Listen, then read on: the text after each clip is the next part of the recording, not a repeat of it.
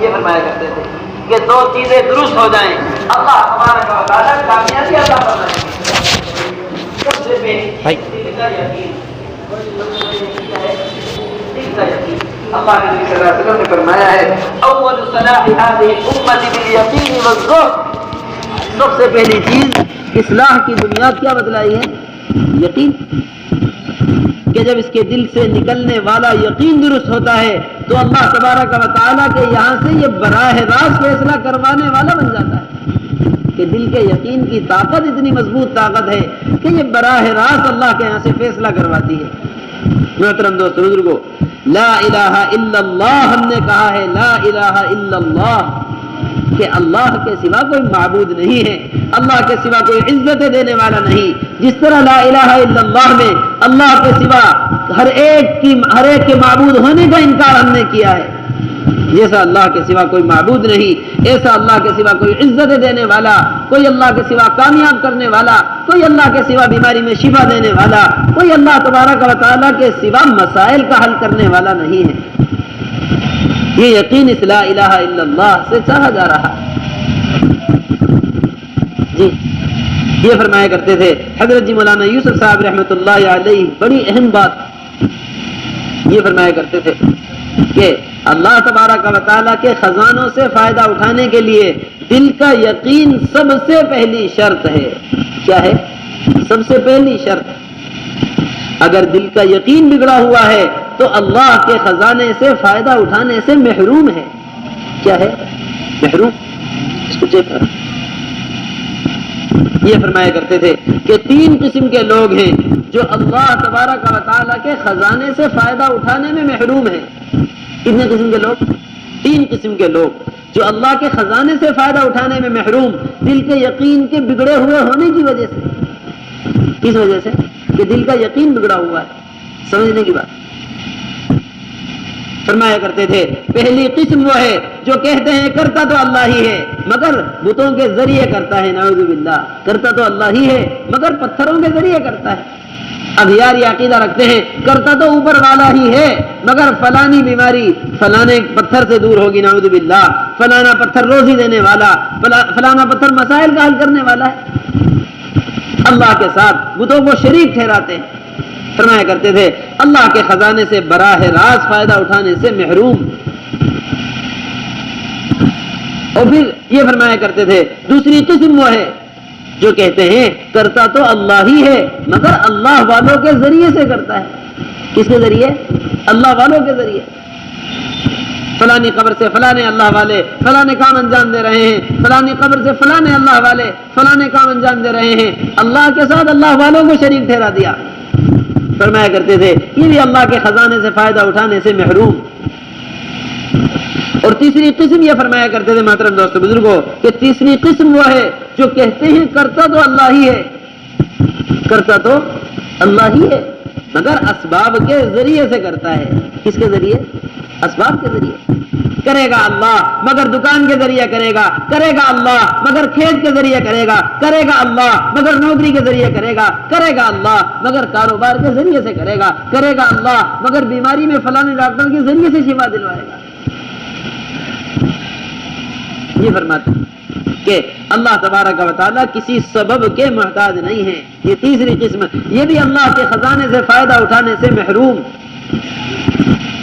اس لیے کہ انہوں نے سبب کو اللہ تبارک و تعالیٰ کے ساتھ شریک ٹھہرایا ہے، سبب کو ذریعہ سمجھتے ہیں اللہ کے خزانے سے لینے کا۔ یہ فرمایا کرتے تھے اللہ تبارک و تعالیٰ نے انبیاء علیہ السلام کو بغیر باپ کے اولاد دے کر دکھلایا، بغیر ماں کے اولاد دے کر دکھلایا ہے، مچھلی کے پیٹ میں پال کر دکھلایا، کنویں کے اندر پال کر دکھلایا، موسیٰ علیہ السلام کو فرعون کے گھر پال کر دکھلایا ہے، ابراہیم علیہ السلام کو آگ میں پال کر دکھلایا۔ تو یہ دل کا یقین سب سے پہلی شرط اللہ کے خزانے سے فائدہ اٹھانے کی ہے، اللہ کے خزانے سے فائدہ اٹھانے کی۔ کیسا فائدہ ابراہیم علیہ السلام دل کے یقین پر اللہ کے خزانے سے اٹھا رہے ہیں، دل کے یقین پر۔ آگ جلائی گئی، ساری قوم ابراہیم علیہ السلام کی مخالف ہے، سب کے سب ابراہیم علیہ السلام کو ہلاک کرنا چاہتے ہیں، نعوذ باللہ، سب کے سب آگ میں ڈالنا چاہتے ہیں۔ ایسی آگ جلائی گئی، ساری قوم آگ کے جلانے میں حصہ لے رہی تھی، ساری قوم، کہ ابراہیم علیہ السلام کو آگ میں ڈالا جا رہا ہے۔ جب ساری تیاریاں آگ جلانے کی ہو گئی، آگ جل گئی، ساری تیاریاں آپ کو ڈالے جانے کی ہونے لگی، ساری تیاریاں مکمل ہو گئی، اب آگ میں ڈالا جانے لگا، تو اللہ تبارک و تعالیٰ کی طرف سے جبرائیل علیہ السلام آئے۔ کون آئے ہیں؟ جبرائیل علیہ السلام۔ دیکھیے یہ دل کا یقین کا امتحان اور یہ دل کے یقین کی مضبوطی۔ ہمارے آپ کے یہاں مثال دی جاتی ہے کہ ڈوبتا ہوا آدمی تنکے کا سہارا لیتا ہے۔ کیا لیتا ہے؟ تنکے کا سہارا، یعنی پریشان حال شخص ہر چیز کا سہارا لینے کی کوشش کرتا ہے، مضبوط ہو یا کمزور ہو۔ اور یہاں کیا سہارا ہے؟ کیسی بڑی پریشانی سامنے ہے اور کتنا بڑا سہارا موجود، جبرائیل علیہ السلام۔ ساری دنیا جن کی انگلی پر ہو، ساری دنیا جن کے پروں میں سما سکتی ہو، ایک معمولی آگ ہے ان کے لیے۔ عرض کیا کہ اللہ کے یہاں سے آئے ہیں، آپ کی مدد کے لیے آئے ہیں، کسی مدد کی ضرورت ہو تو فرمائیے۔ ابراہیم علیہ السلام کے دل کا یقین، فرمایا جبرائیل اما الیک فلا، تمہاری مدد کی ہمیں ضرورت نہیں ہے، تمہاری مدد کی ہمیں ضرورت نہیں ہے، اس لیے کہ جو اللہ اس حال میں لے کر آیا ہے وہ اللہ اس حال سے نکالنا جانتا ہے، کہ اللہ تبارک و تعالیٰ اپنی قدرت میں کسی کے محتاج نہیں ہیں، اللہ تبارک و تعالیٰ اپنی طاقت میں، اللہ تبارک و تعالیٰ اپنے فیصلے میں کسی کے محتاج نہیں ہیں۔ یہ دل کا یقین تھا کہ ایک اللہ خالق اور مالک، ایک اللہ بنانے والے بگاڑنے والے، ایک اللہ مسائل پیدا کرنے والے حل کرنے والے، ان کے علاوہ ساری مخلوق محتاج ہے، ساری مخلوق محتاج ہے، چاہے وہ مخلوق کی سب سے بڑی طاقت ہو، چاہے سب سے کمزور مخلوق ہو، اللہ کے سامنے سب کے سب محتاج ہے، سب کے سب کیا ہے؟ محتاج۔ اب جو یہ دل کا یقین نکلا ہے کہ اللہ ہی فیصلہ فرمائیں گے، اللہ جس حال میں لائے ہیں اللہ ہی اس حال سے نکالنا جانتے ہیں۔ جب جبرائیل علیہ السلام کا انکار کر دیا، اللہ تبارک و تعالیٰ نے براہ راست آگ کو حکم فرمایا ہے، یا نار کونی بردا وسلاما علی ابراہیم، اے آگ ٹھنڈی اور سلامتی والی ہو جائے ابراہیم کے لیے۔ اس پر حضرت فرماتے ہیں کہ جتنا اللہ کے غیر کا تأثر دل سے نکل جائے گا، اتنا اللہ کے خزانے سے براہ راست فائدہ اٹھانا آسان ہو جائے گا۔ اس میں کیا ہو جائے گا؟ اللہ تبارک و تعالیٰ کے غیر کا یقین جتنا دل سے نکلے گا، اتنا اللہ کے خزانے سے فائدہ اٹھانا آسان ہوگا براہ راست۔ اس میں میرے محترم دوستو بزرگوں، سب سے پہلی چیز یہ فرمائی کہ دل کا یقین درست ہو جائے تو اللہ تبارک و تعالیٰ فیصلہ فرماتے ہیں۔ اور دوسری چیز محترم دوستو بزرگوں کہ انسان کا عمل، جسم سے نکلنے والا عمل ہمارا درست ہو جاوے، اللہ تبارک و تعالیٰ کامیابی کے فیصلے فرمائیں گے۔ دل کے اندر یقین ہو اور عمل جناب رسول اللہ صلی اللہ علیہ وسلم کے مبارک طریقے پر ہو، یہ کامیابی کا راستہ، اللہ تبارک و تعالیٰ کی طرف سے یہ کامیابی کا ضابطہ ہے کہ ایمان جو ہے وہ ایمان دل کو رکھنے کی جگہ، دل جو ہے وہ ایمان کو رکھنے کی جگہ ہے، اور ایمان کے اظہار کی جگہ وہ ایمان والا ہے۔ وہ کون ہے؟ ایمان والا۔ کہ دل جو ہے وہ ایمان کو رکھنے کی جگہ اور ایمان کے اظہار کی جگہ ایک مسلمان، یہ جناب رسول اللہ صلی اللہ علیہ وسلم کی صلی اللہ علیہ وسلم کے طریقے پر ہو تو ایک ایمان والے کی علامت کہ اس کو دیکھ کر اللہ یاد آ جائے۔ کون یاد آ جائے؟ اللہ یاد آ جائے۔ ایسا طریقہ جناب رسول اللہ صلی اللہ علیہ وسلم لے کر آئے ہیں جس کے بارے میں اللہ فرما رہے ہیں، ایک دنیاوی ضابطے ہمارے اور آپ کے سامنے، ایک اسکول والوں کا ضابطہ، ایک کالج والوں کا، ایک ہسپتال والوں کا، کہ فلانے کاغذات اور فلانے دستاویز کے بغیر آپ کا اسکول میں داخلہ نہیں ہو سکتا ہے، آپ ہسپتال میں علاج کے لیے داخل نہیں ہو سکتے، کہ فلانے ضابطے ہیں، ان ضابطوں سے ہی آپ کو قبول کیا جائے گا۔ یہ اللہ تبارک و تعالیٰ کا ضابطہ ہے، ان الدین عند اللہ الاسلام ومن یبتغی غیر الاسلام دینا فلن یقبل منہ، کہ اللہ کے یہاں دین اسلام ہی قابل قبول ہے، دین اسلام کے علاوہ کوئی بھی محنت لے کر قیامت میں آئے اللہ قبول نہیں فرمائیں گے۔ یہ جناب رسول اللہ صلی اللہ علیہ وسلم والے طریقے ہیں جن میں اللہ تبارک و تعالیٰ نے قبولیت کو اور کامیابی کو رکھا ہوا ہے۔ یہ صحابہ کرام کا یقین تھا کہ عمل کو مقدم کیا کرتے تھے۔ کیا کرتے تھے؟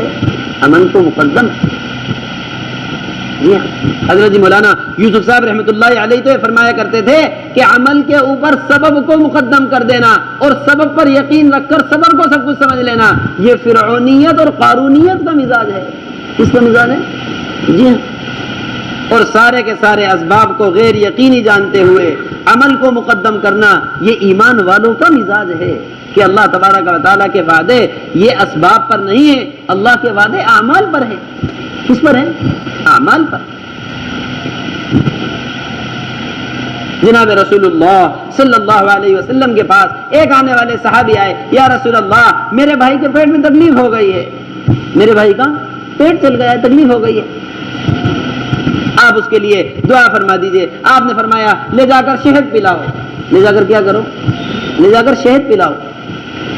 لے جا کر شہد پلایا، شہد پلانے سے تکلیف صحیح ہونے کے بجائے زیادہ ہو گئی۔ پھر آیا رسول اللہ صلی اللہ علیہ وسلم، شہد پلایا ہے، شہد پلانے سے تکلیف صحیح ہونے کے بجائے زیادہ ہو گئی ہے۔ دوبارہ فرمایا دوبارہ لے جا کر شہد پلاؤ۔ دوسری مرتبہ لے جا کر شہد پلایا، پھر تکلیف زیادہ ہو گئی۔ تیسری مرتبہ آئے، آ کر عرض کیا یا رسول اللہ پھر شہد پلایا ہے، پھر تکلیف زیادہ ہو گئی ہے۔ فرمایا تمہارے بھائی کا پیٹ جھوٹا ہے، اللہ کی بات سچی ہے، اللہ کی بات سچی ہے۔ یہ یقین جناب رسول اللہ صلی اللہ علیہ وسلم نے بنایا ہے۔ چنانچہ تیسری مرتبہ لے جا کر یقین کے ساتھ وہی شہد پلایا جو 2 مرتبہ سے تکلیف پہنچا رہا تھا، تکلیف کو بڑھا رہا تھا۔ اللہ تبارک و تعالیٰ نے اسی شہد کے اندر شفا رکھ دی۔ تیسری مرتبہ میں شہد پینے سے آرام آ گیا۔ یہ بتلایا ہے کہ چیزوں کے اندر، دواؤں کے اندر شفا نہیں ہے، اللہ تبارک و تعالیٰ کے حکم میں شفا ہے، اور اللہ کا حکم بندے کے عمل پر ہے۔ اللہ تبارک و تعالیٰ خود فرما رہے ہیں میں اپنے بندے کے گمان کے ساتھ ہوں، جیسا بندہ گمان کرتا ہے ایسا اللہ فیصلہ فرماتے ہیں۔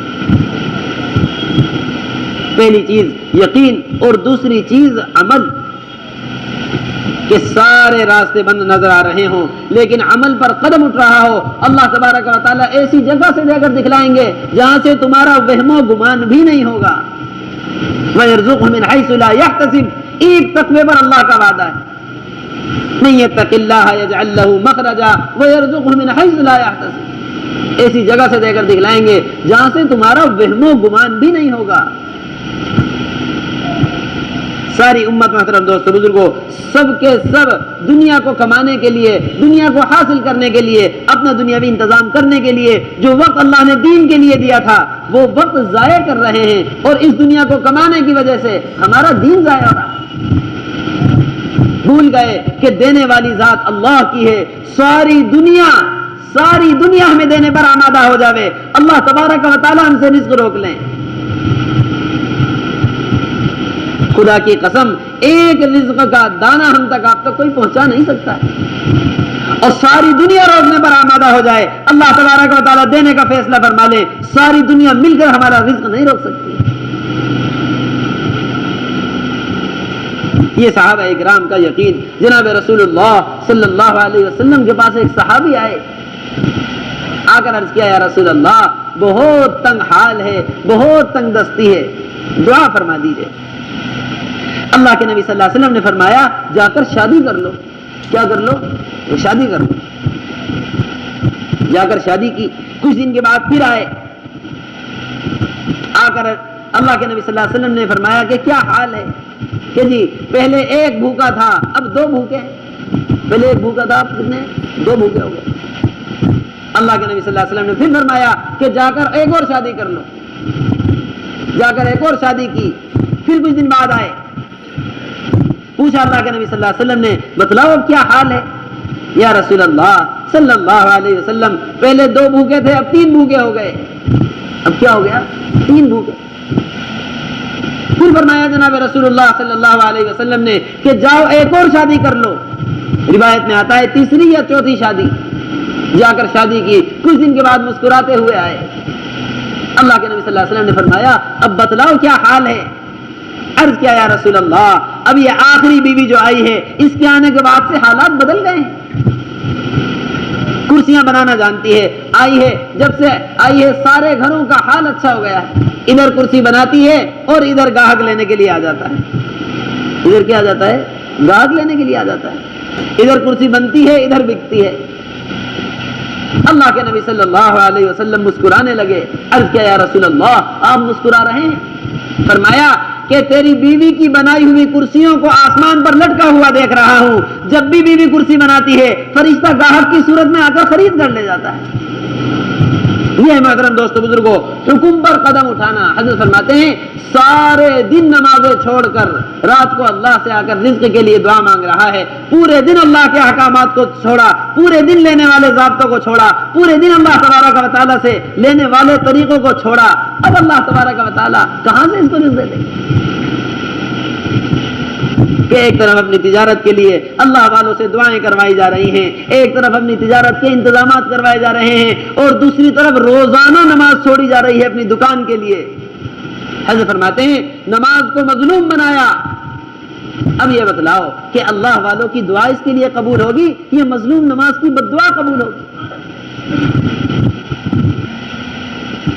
اس لیے میرے محترم دوست بزرگوں صحابہ کرام رضوان اللہ تعالی علیہم اجمعین اللہ کے خزانے سے لینا جانتے تھے کہ اللہ تبارک و تعالیٰ کو عمل پیش کر کے پھر اللہ سے مانگا کرتے تھے.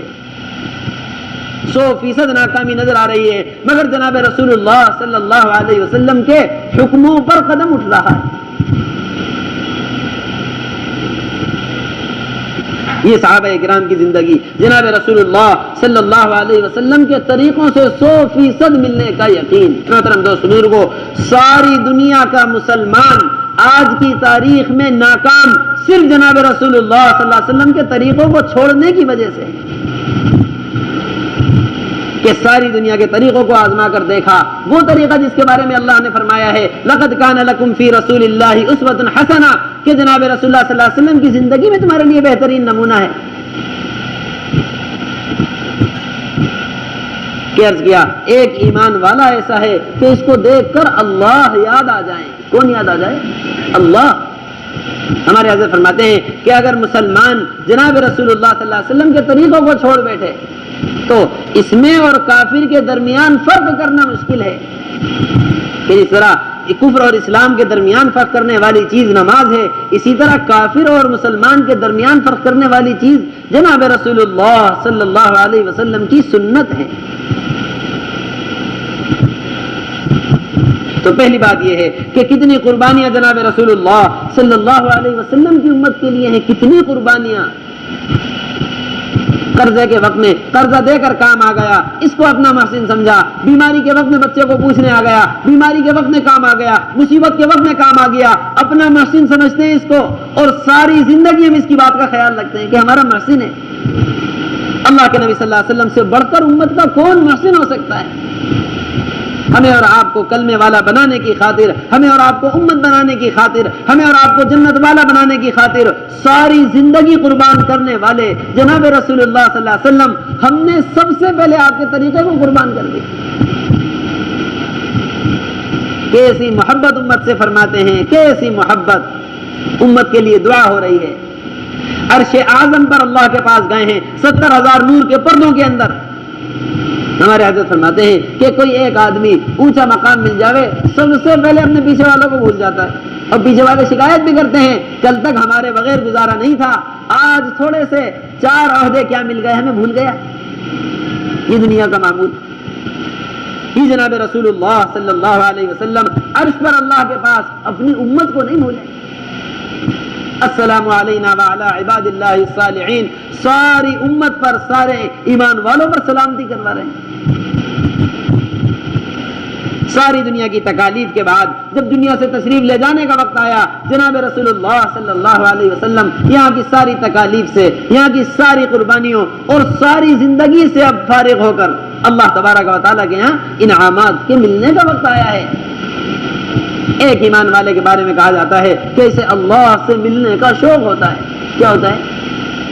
پھر ایک صحابی کا شوق, پھر ایک نبی کا شوق, پھر سید الانبیاء جناب رسول اللہ صلی اللہ علیہ وسلم کتنے مشتاق اللہ سے ملنے کے ہوں گے, کتنے شوقین ہوں گے. جب لے جانے والے آئے تو فرمایا کہ میں تو جا رہا ہوں, میرے بعد میری امت کا کیا ہوگا, میرے بعد میری امت کا کیا ہوگا. امت کے لیے دعائیں مانگ رہے ہیں. روایت میں آتا ہے کھڑے ہو کر دعا مانگا کرتے تھے, رخسار مبارک آنسوؤں سے تر ہو گئے, داڑھیاں آنسوؤں سے تر ہو گئی, سینہ اطہر جو ہے آنسوؤں سے تر ہو گیا، سجدے میں امت کے لیے دعا مانگ رہے ہیں، جس زمین پر دعا مانگ رہے ہیں زمین تر ہو گئی آنسوؤں سے۔ امی عائشہ رضی اللہ تعالی عنہا سب سے زیادہ چہیتی زوجہ محترمہ، سب سے زیادہ محبت جن سے فرماتے ہیں، کہنے لگی یا رسول اللہ صلی اللہ علیہ وسلم میرے لیے دعائے مغفرت فرما دیجئے، میرے لیے دعائے مغفرت کر دیجئے۔ فرمایا اللہ کے نبی صلی اللہ علیہ وسلم نے اے اللہ عائشہ کے گناہ معاف فرما دے، تمام گناہ معاف فرما دے۔ فرماتی ہیں اتنا خوش ہوئی میں، اتنا خوش کہ میرا سر میری گود سے لگ گیا خوشی میں۔ اللہ کے نبی صلی اللہ علیہ وسلم نے فرمایا عائشہ تم خوش ہو رہی ہو؟ یا رسول اللہ کیوں نہ خوش ہوں، آپ کی دعا مجھے مل گئی ہے۔ فرمایا اپنی امت کے لیے ہر نماز کے بعد یہ دعا مانگتا ہوں، اپنی امت کے لیے ہر نماز کے بعد۔ کیا معلوم تھا کہ امت ایسی آئے گی جو سب سے پہلے طریقوں کو چھوڑ کر دشمنوں کے طریقوں کو گلے سے لگائے گی۔ اللہ کے نبی صلی اللہ علیہ وسلم محسن امت، سب سے بڑے محسن امت کے، ان کی امت ایسی آئے گی جو طریقوں کو چھوڑ کر دشمنوں کے طریقوں کو اپنے گلے سے لگائے گی۔ محترم دوستو بزرگوں، حضرت جی مولانا صاحب رحمۃ اللہ علیہ فرمایا کرتے تھے اللہ تبارک و تعالی نے جناب رسول اللہ صلی اللہ علیہ وسلم والے طریقے ہمیں دے کر شیر جیسا رعب عطا فرمایا تھا۔ کیسا رعب؟ شیر جیسا رعب، جیسا ایک شیر کا رعب ہوتا ہے کہ ایک شیر آبادی کے اندر اتر کر آ جائے، ساری آبادی ڈر کر گھروں میں گھس جائے گی۔ کہ کیا ہو گیا کہ شیر کھل کر آ گیا۔ ایسا رعب اللہ نے عطا فرمایا تھا جب کلمہ حقیقت کے ساتھ دلوں کے اندر تھا، جب جناب رسول اللہ صلی اللہ علیہ وسلم کے طریقے پر زندگی تھی۔ حضرت فرماتے ہیں کہ دل کے اندر ایمان ہو اور طریقہ جناب رسول اللہ صلی اللہ علیہ وسلم والا نہ ہو، ایسا نہیں ہو سکتا، یہ ممکن نہیں، یہ ممکن نہیں۔ حضرت شیخ زکریا رحمۃ اللہ علیہ نے لکھا فضائل اعمال کے اندر مفسرین کے قول کو نقل کرتے ہوئے کہ اللہ تبارک و تعالیٰ سے محبت کا دعویٰ ہو اور جناب رسول اللہ صلی اللہ علیہ وسلم کے طریقوں پر زندگی نہیں ہو، یہ دعویٰ کرنے والا اپنے دعوے میں جھوٹا ہے، اپنے دعوے کے اندر کیا ہے؟ جھوٹا ہے۔ کہ محبت کرنے والے محبت کرنے والوں کے طریقوں پر چلتے ہیں۔ جب جناب رسول اللہ صلی اللہ علیہ وسلم کے طریقوں پر تھے، شیر جیسا رعب اللہ نے عطا فرمایا تھا۔ یہ فرماتے تھے کہ ایک صحابی بادشاہ کے دربار میں پہنچے، ایک ایک فرد پورے دربار کو ہلا دیتا تھا، پورے دربار کو۔ بادشاہ کے دربار میں داخل ہو کر لا الہ الا اللہ کہا تو بادشاہ کے دربار اور اس کے بالا خانے ہلنے لگے، اس کو دربار ہلنے لگا۔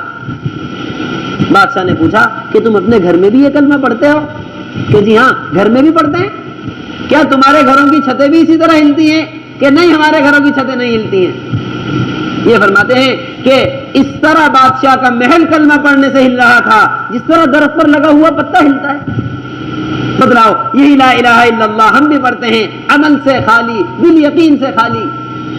ایک ان کے دل اس کلمے کے یقین سے بھرپور، زندگیاں جناب رسول اللہ صلی اللہ علیہ وسلم سے مزین، آپ کے طریقوں سے۔ پھر اس کلمے کی ایسی تاثیر تھی کہ جو بادشاہوں کے محلات کو ہلا دیا کرتا تھا۔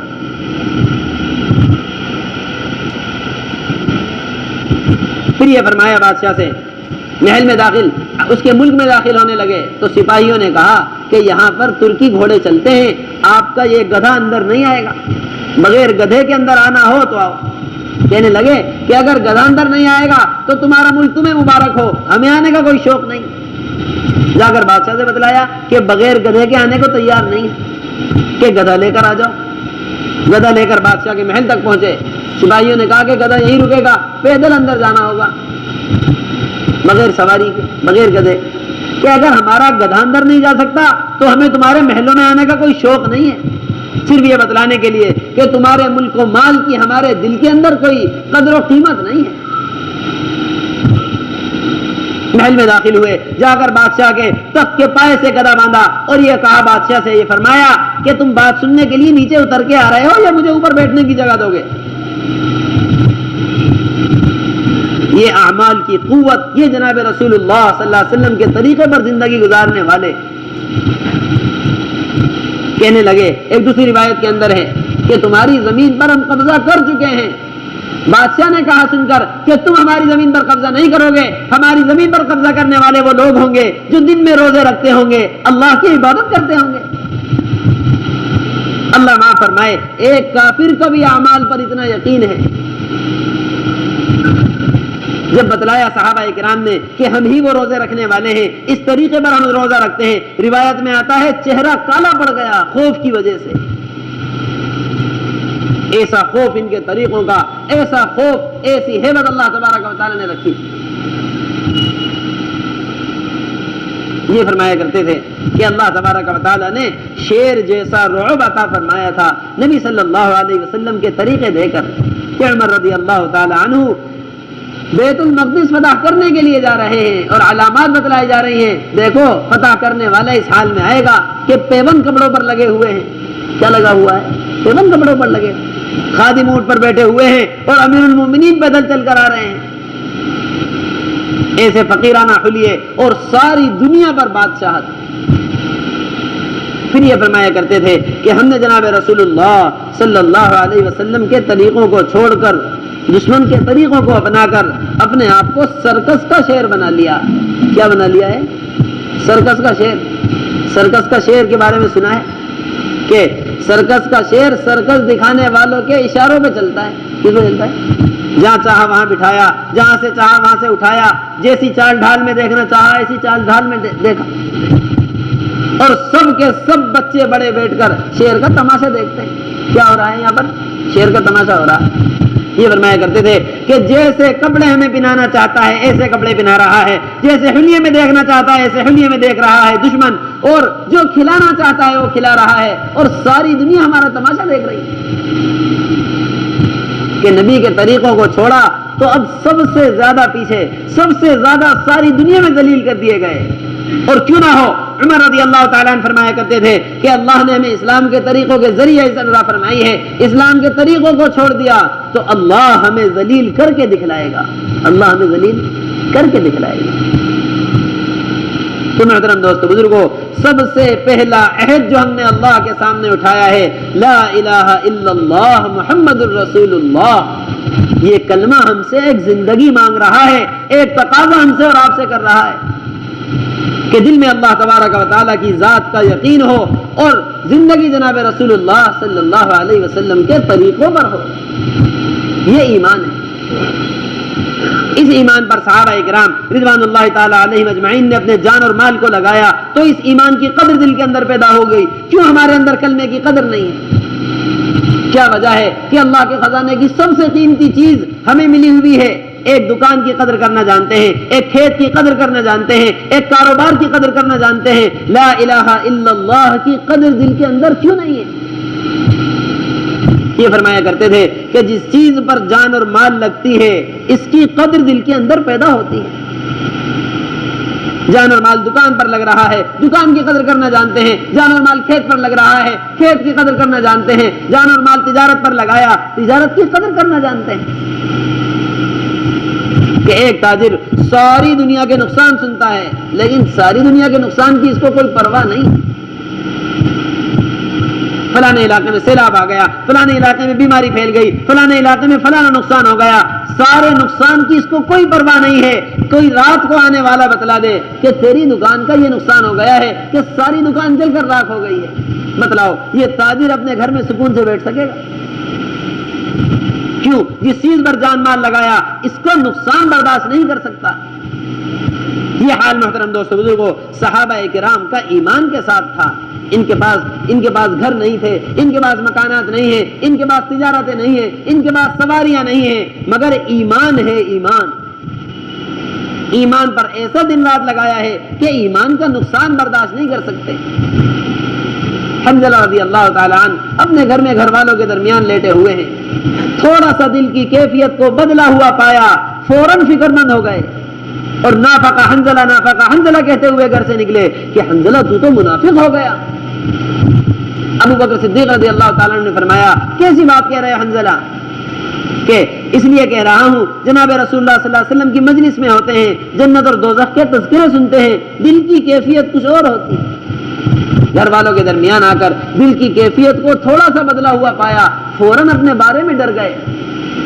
حضرت فرماتے ہیں کہ کامل ایمان کی علامت ہے کہ دل کے اندر نفاق کا خوف ہو. دل کے اندر کس کا خوف ہو؟ نفاق کا خوف. یہ کامل ایمان. روایت میں آتا ہے 30 سے زیادہ صحابہ ایسے تھے جن کو اپنے بارے میں منافق ہونے کا خوف تھا. عمر رضی اللہ تعالی عنہ کیا مقام اللہ نے عطا فرمایا ہے, کیسا مقام. اللہ کے نبی صلی اللہ علیہ وسلم فرما رہے ہیں لو کان بعدی نبی لکان عمر, میرے بعد کوئی نبی ہوتے تو عمر ہوتے. اللہ کے نبی صلی اللہ علیہ وسلم جن کے جنتی ہونے کو فرما رہے ہوں کہ عمر جنتی لوگوں میں ہے. عشرہ مبشرہ میں عمر رضی اللہ تعالیٰ عنہ کو جنتی ہونے کی بشارت, جن کے بارے میں یہ فرمایا ہو جناب رسول اللہ صلی اللہ علیہ وسلم نے کہ دوسری جنت میں داخل ہونے لگا یہ سمجھ کر کے میری جنت ہے. جن کی جنت کو جناب رسول اللہ صلی اللہ علیہ وسلم اپنی نگاہوں سے دیکھ کر آئے ہوں, دوسری جنت میں داخل ہونے لگا یہ سمجھ کر کے میری جنت ہے. دیکھا عمر بن الخطاب لکھا ہوا, عمر کی غیرت نے میرے قدم رکوا دیے. آنکھوں میں آنسو آ گئے عمر رضی اللہ تعالیٰ عنہ کے. جن کا جنت میں جانا اتنا یقینی ہو, جن کا ایمان اتنا مضبوط ہو, اتنا مضبوط کہ جس راستے سے گزر جاتے ہیں شیطان گزرنے کی ہمت نہیں کرتا ہے. قبر کے 3 سوالات سے ہر ایک کانپتا ہے. عمر رضی اللہ تعالیٰ عنہ انہی سوالات کرنے والوں سے سوال کر لیں گے, تم بتلاؤ تمہارا رب کون ہے. ایسے ایمان والے عمر رضی اللہ تعالیٰ عنہ. ایک صحابی جن کو جناب رسول اللہ صلی اللہ علیہ وسلم نے منافقین کی فہرست دی ہوئی تھی, ان سے فرما رہے ہیں میں یہ نہیں جاننا چاہتا فہرست میں کن کن کا نام لکھا ہوا ہے, بس یہ بتلا دو کہ منافقین کی فہرست میں عمر کا نام تو نہیں ہے. منافقین کی فہرست میں عمر کا نام تو نہیں ہے. جن کے بارے میں صحابہ فرماتے ہو جن کا اسلام لانا سارے اسلام کے لیے عزت اور شرف, جن کا خلیفہ بننا سارے اسلام پر رحمت ہو. ایک زمانہ, ایک علاقہ, ایک قوم پر نہیں, آنے والے قیامت تک کے لوگوں کے لیے عزت بنے ہیں, قیامت تک آنے والے مسلمانوں کے لیے رحمت بنے ہیں. اور کیا فرما رہے ہیں کہ عمر کا نام کہیں منافقین میں تو نہیں ہے. محترم دوستو بزرگوں, کتنی نمازیں چھوڑی, کتنا اللہ کا حق ضائع کیا, کتنے رات دن دنیا کے پیچھے برباد کر دیے. ایک لمحے کی فکر دل میں نہیں ہے کہ آج آنکھ بند ہو گئی تو کیا ہونے والا ہے, کل آنکھ کھلے گی تو ہمارا کیا ہوگا. یہ فرمایا ہے عمر رضی اللہ تعالیٰ عنہ نے. آخرت کا فکر جب ہوا کرتا تھا فرمایا کرتے تھے کاش تیری ماں نے تجھے پیدا ہی نہ کیا ہوتا. اے عمر, کاش تیری ماں نے تجھے پیدا ہی نہ کیا ہوتا. محترم دوست بزرگوں, ایمان پر جان اور مال نہ لگنے کی وجہ سے ایمان کی قدر دل کے اندر نہیں ہے. حضرت مولانا صاحب رحمۃ اللہ علیہ فرمایا کرتے تھے کہ جب ایمان پر جان اور مال لگے گی تو ایمانی لائن کا نفع نقصان کھل کر سامنے آئے گا. بڑی اہم بات کہ جس چیز پر جان اور مال لگتی ہے اس لائن کا نفع نقصان کھل کر سامنے آ جاتا ہے. فرماتے کہ مجاہدے سے مکاشفہ ہوتا ہے. یہ مولانا صاحب رحمۃ اللہ علیہ کا بیان ہے, بڑا اہم بیان کہ مجاہدے سے مکاشفہ ہوتا ہے, مکاشفے کے نتیجے میں مشاہدہ حاصل ہوتا ہے, اور یہی مشاہدہ محرک محنت ہوتا ہے. کہ سب سے پہلے جان اور مال لگے گی, جس چیز پر لگی اس کی قدر دل کے اندر پیدا ہوگی, اس کا نفع نقصان کھل کر سامنے آئے گا. اور جب نفع نقصان سامنے آ جائے گا تو یہ نفع انسان کا قدم اٹھوانے کا ذریعہ بنتا ہے. یہ فرمایا کرتے تھے صحابہ کرام رضوان اللہ تعالی علیہم اجمعین کا جان اور مال ایمان پر لگا, ایمانی نفع نقصان کھل کر سامنے آئے. حارث بن مالک رضی اللہ تعالیٰ عنہ ایک صحابی ہیں, مسجد میں آرام فرما رہے ہیں. اللہ کے نبی صلی اللہ علیہ وسلم تشریف لائے, آ کر پیر سے ہلا کر اٹھایا. فرمایا حارث کس حال میں صبح کر رہے ہو؟ عرض کیا یا رسول اللہ, سچا ایمان والا ہونے کی حالت میں صبح کر رہا. نیند سے اٹھ کر کیا جواب دیا ہے کہ سچا ایمان والا ہونے کی حالت میں ہوں. ہمارے حضرت فرماتے ہیں کہ رات دن ایمان پر گزر رہے تھے, اس لیے ایمان کے ساتھ اپنا تعارف کروا رہے تھے.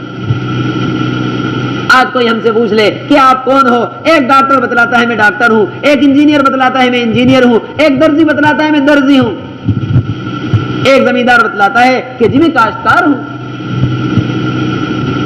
کیوں؟ کیونکہ رات دن کی محنت ان مشغلوں میں, رات دن ان مشغلوں میں گزر رہا ہے. کہ جو انسان کی محنت ہوتی ہے اسی کے ساتھ اس کا تعارف ہوتا ہے. وہاں محنت ایمان پر ہے تو ایمان کے ساتھ تعارف کروا رہے ہیں کہ سچا ایمان والا ہونے کی حالت. فرمایا کہ بتلاؤ ایمان کی حقیقت کیا ہے. عرض کیا یا رسول اللہ, دل کو دنیا سے بیزار کر لیا ہے، دن میں اللہ کے لیے پیاسا رہتا ہوں، روزے رکھتا ہوں، رات کو اللہ کی عبادت کرتا ہوں۔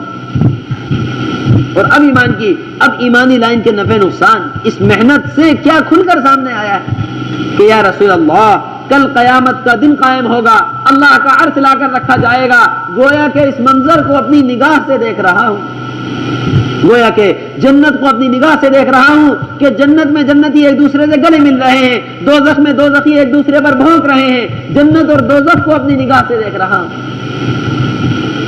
یہ دل کے ایمان صحابہ کرام رضوان اللہ تعالی علیہم اجمعین کے ایسا ایمان دل کے اندر ہے، یہ فرمایا کرتے تھے کہ ایمان کی یہ سطح ہے کہ اگر جنت سامنے لا کر رکھ دی جائے اور دوزخ سامنے لا کر رکھ دی جائے تو ایمان میں نہ اضافہ ہوگا نہ کمی ہوگی، ایسا پہاڑوں جیسا ایمان دل کے اندر۔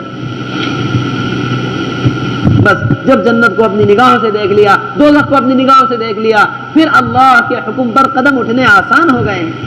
ٹھیک اسی طرح جس طرح ایک تجارت، ایک دکان سے ملنے والا نفع روزانہ ہمارے قدم اٹھواتا ہے، ایک کھیت سے ملنے والا نفع روزانہ رات دن کھیت پر محنت کروا رہا ہے، ایک نوکری ایک کمپنی سے ملنے والا نفع پورے مہینے کمپنی میں نوکری کروا رہا ہے۔ وہاں ایمان دل میں اندر اترا، ایمان کی نظر سے دیکھا، اللہ کے حکموں پر ملنے کا یقین دل میں اترا، ساری رات سارے دن اللہ کے حکموں پر گزارے ہیں۔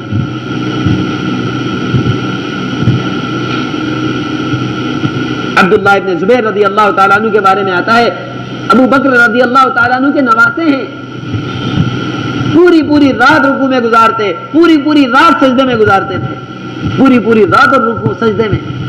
ہم اور آپ سنتے ہیں تو بہت حیرت ہوتی ہے، پوری رات رکوع میں کیسے گزر سکتی ہے، پوری رات سجدے میں کیسے گزر سکتی ہے؟ کیونکہ نماز سے ملنے کا یقین ہمارے دلوں میں نہیں ہے۔ پوری رات کھیت پر گزر سکتی ہے، رات کو نوکری کرنے والا پوری رات کمپنی میں گزار سکتا ہے، دن میں محنت کرنے والا پورا دن دکان پر گزار سکتا ہے، اس پر یقین آ رہا ہے کیونکہ یہاں سے ملنے کا یقین دل کے اندر ہے۔ نماز سے ملنے کا یقین دل میں نہیں ہے، اس لیے حیرت ہوتی ہے کہ پوری رات رکوع میں کیسے گزر سکتی ہے۔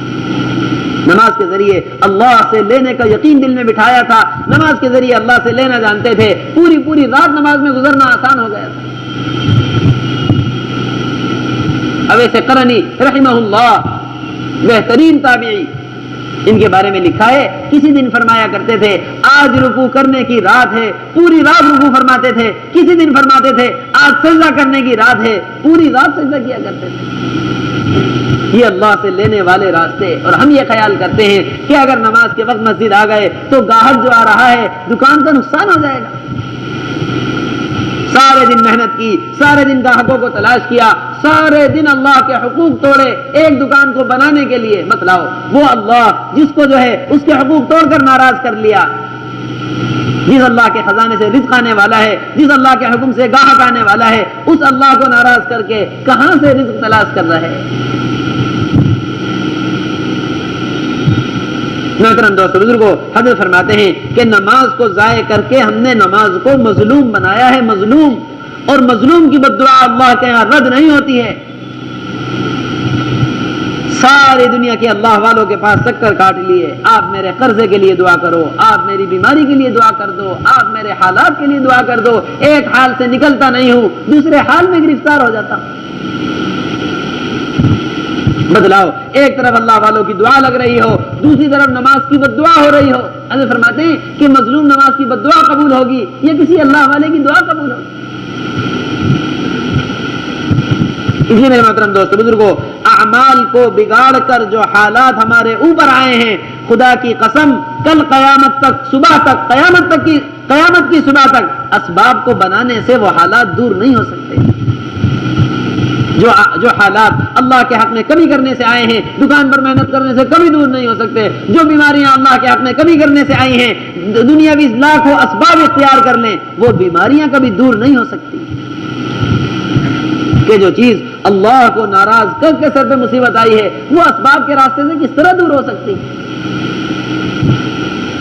کہ یہ ایمان بنایا تھا کہ نماز کے ذریعے اللہ تبارک و تعالیٰ سے لینا ہے، نماز کے ذریعے دنیا آخرت میں کامیابی حاصل کرنی ہے۔ ایک نماز ایسا، علی رضی اللہ تعالیٰ نماز پڑھنے کے لیے کھڑے ہوتے تھے تو کام جایا کرتے تھے، کام، چہرے کا رنگ بدل جاتا تھا، علی مرتوا کسی دیکھنے والے نے پوچھا کہ آپ کا نماز کے وقت ایسا کیوں حال ہو جاتا؟ فرمایا کہ اللہ تبارک و تعالیٰ نے آسمان اور زمین پر امانت پیش کی، انہوں نے اٹھانے سے انکار کر دیا، ایک انسان نے اس امانت کو اٹھایا ہے، اللہ کے سامنے پیش ہونے کا وقت آ رہا ہے۔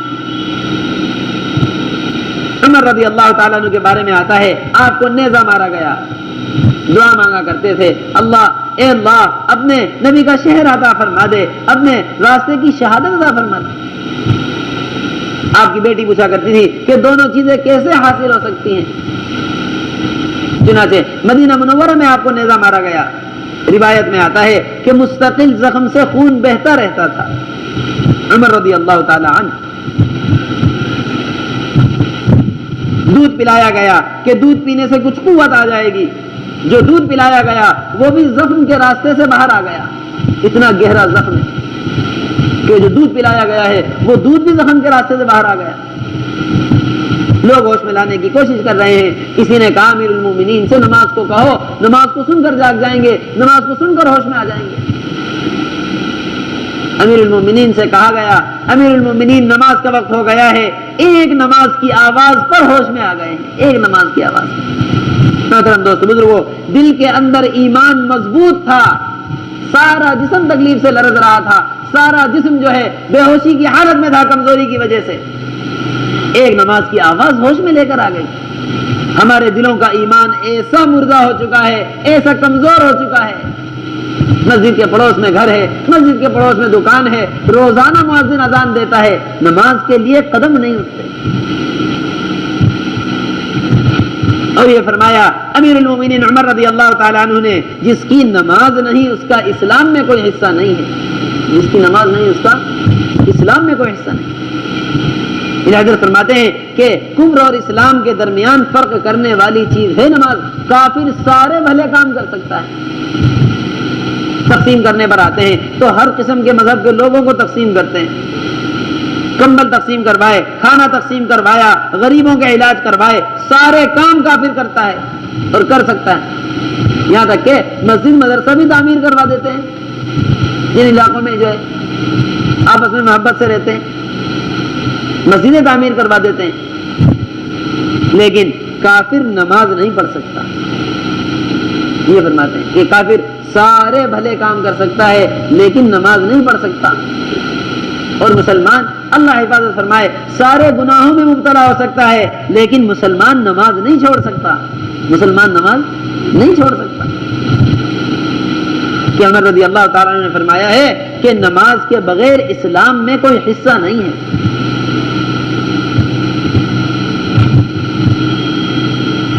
اور دوسری بات محترم دوست بزرگوں یہ ہے کہ یہ نماز تو اللہ تبارک و تعالیٰ کا حق ہے۔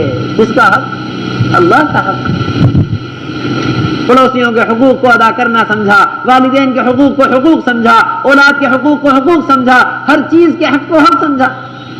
ابھی جماعت والے لینے کے لیے آ جائیں فوراً حق یاد آ جائے گا۔ کون یاد آ جائے گا؟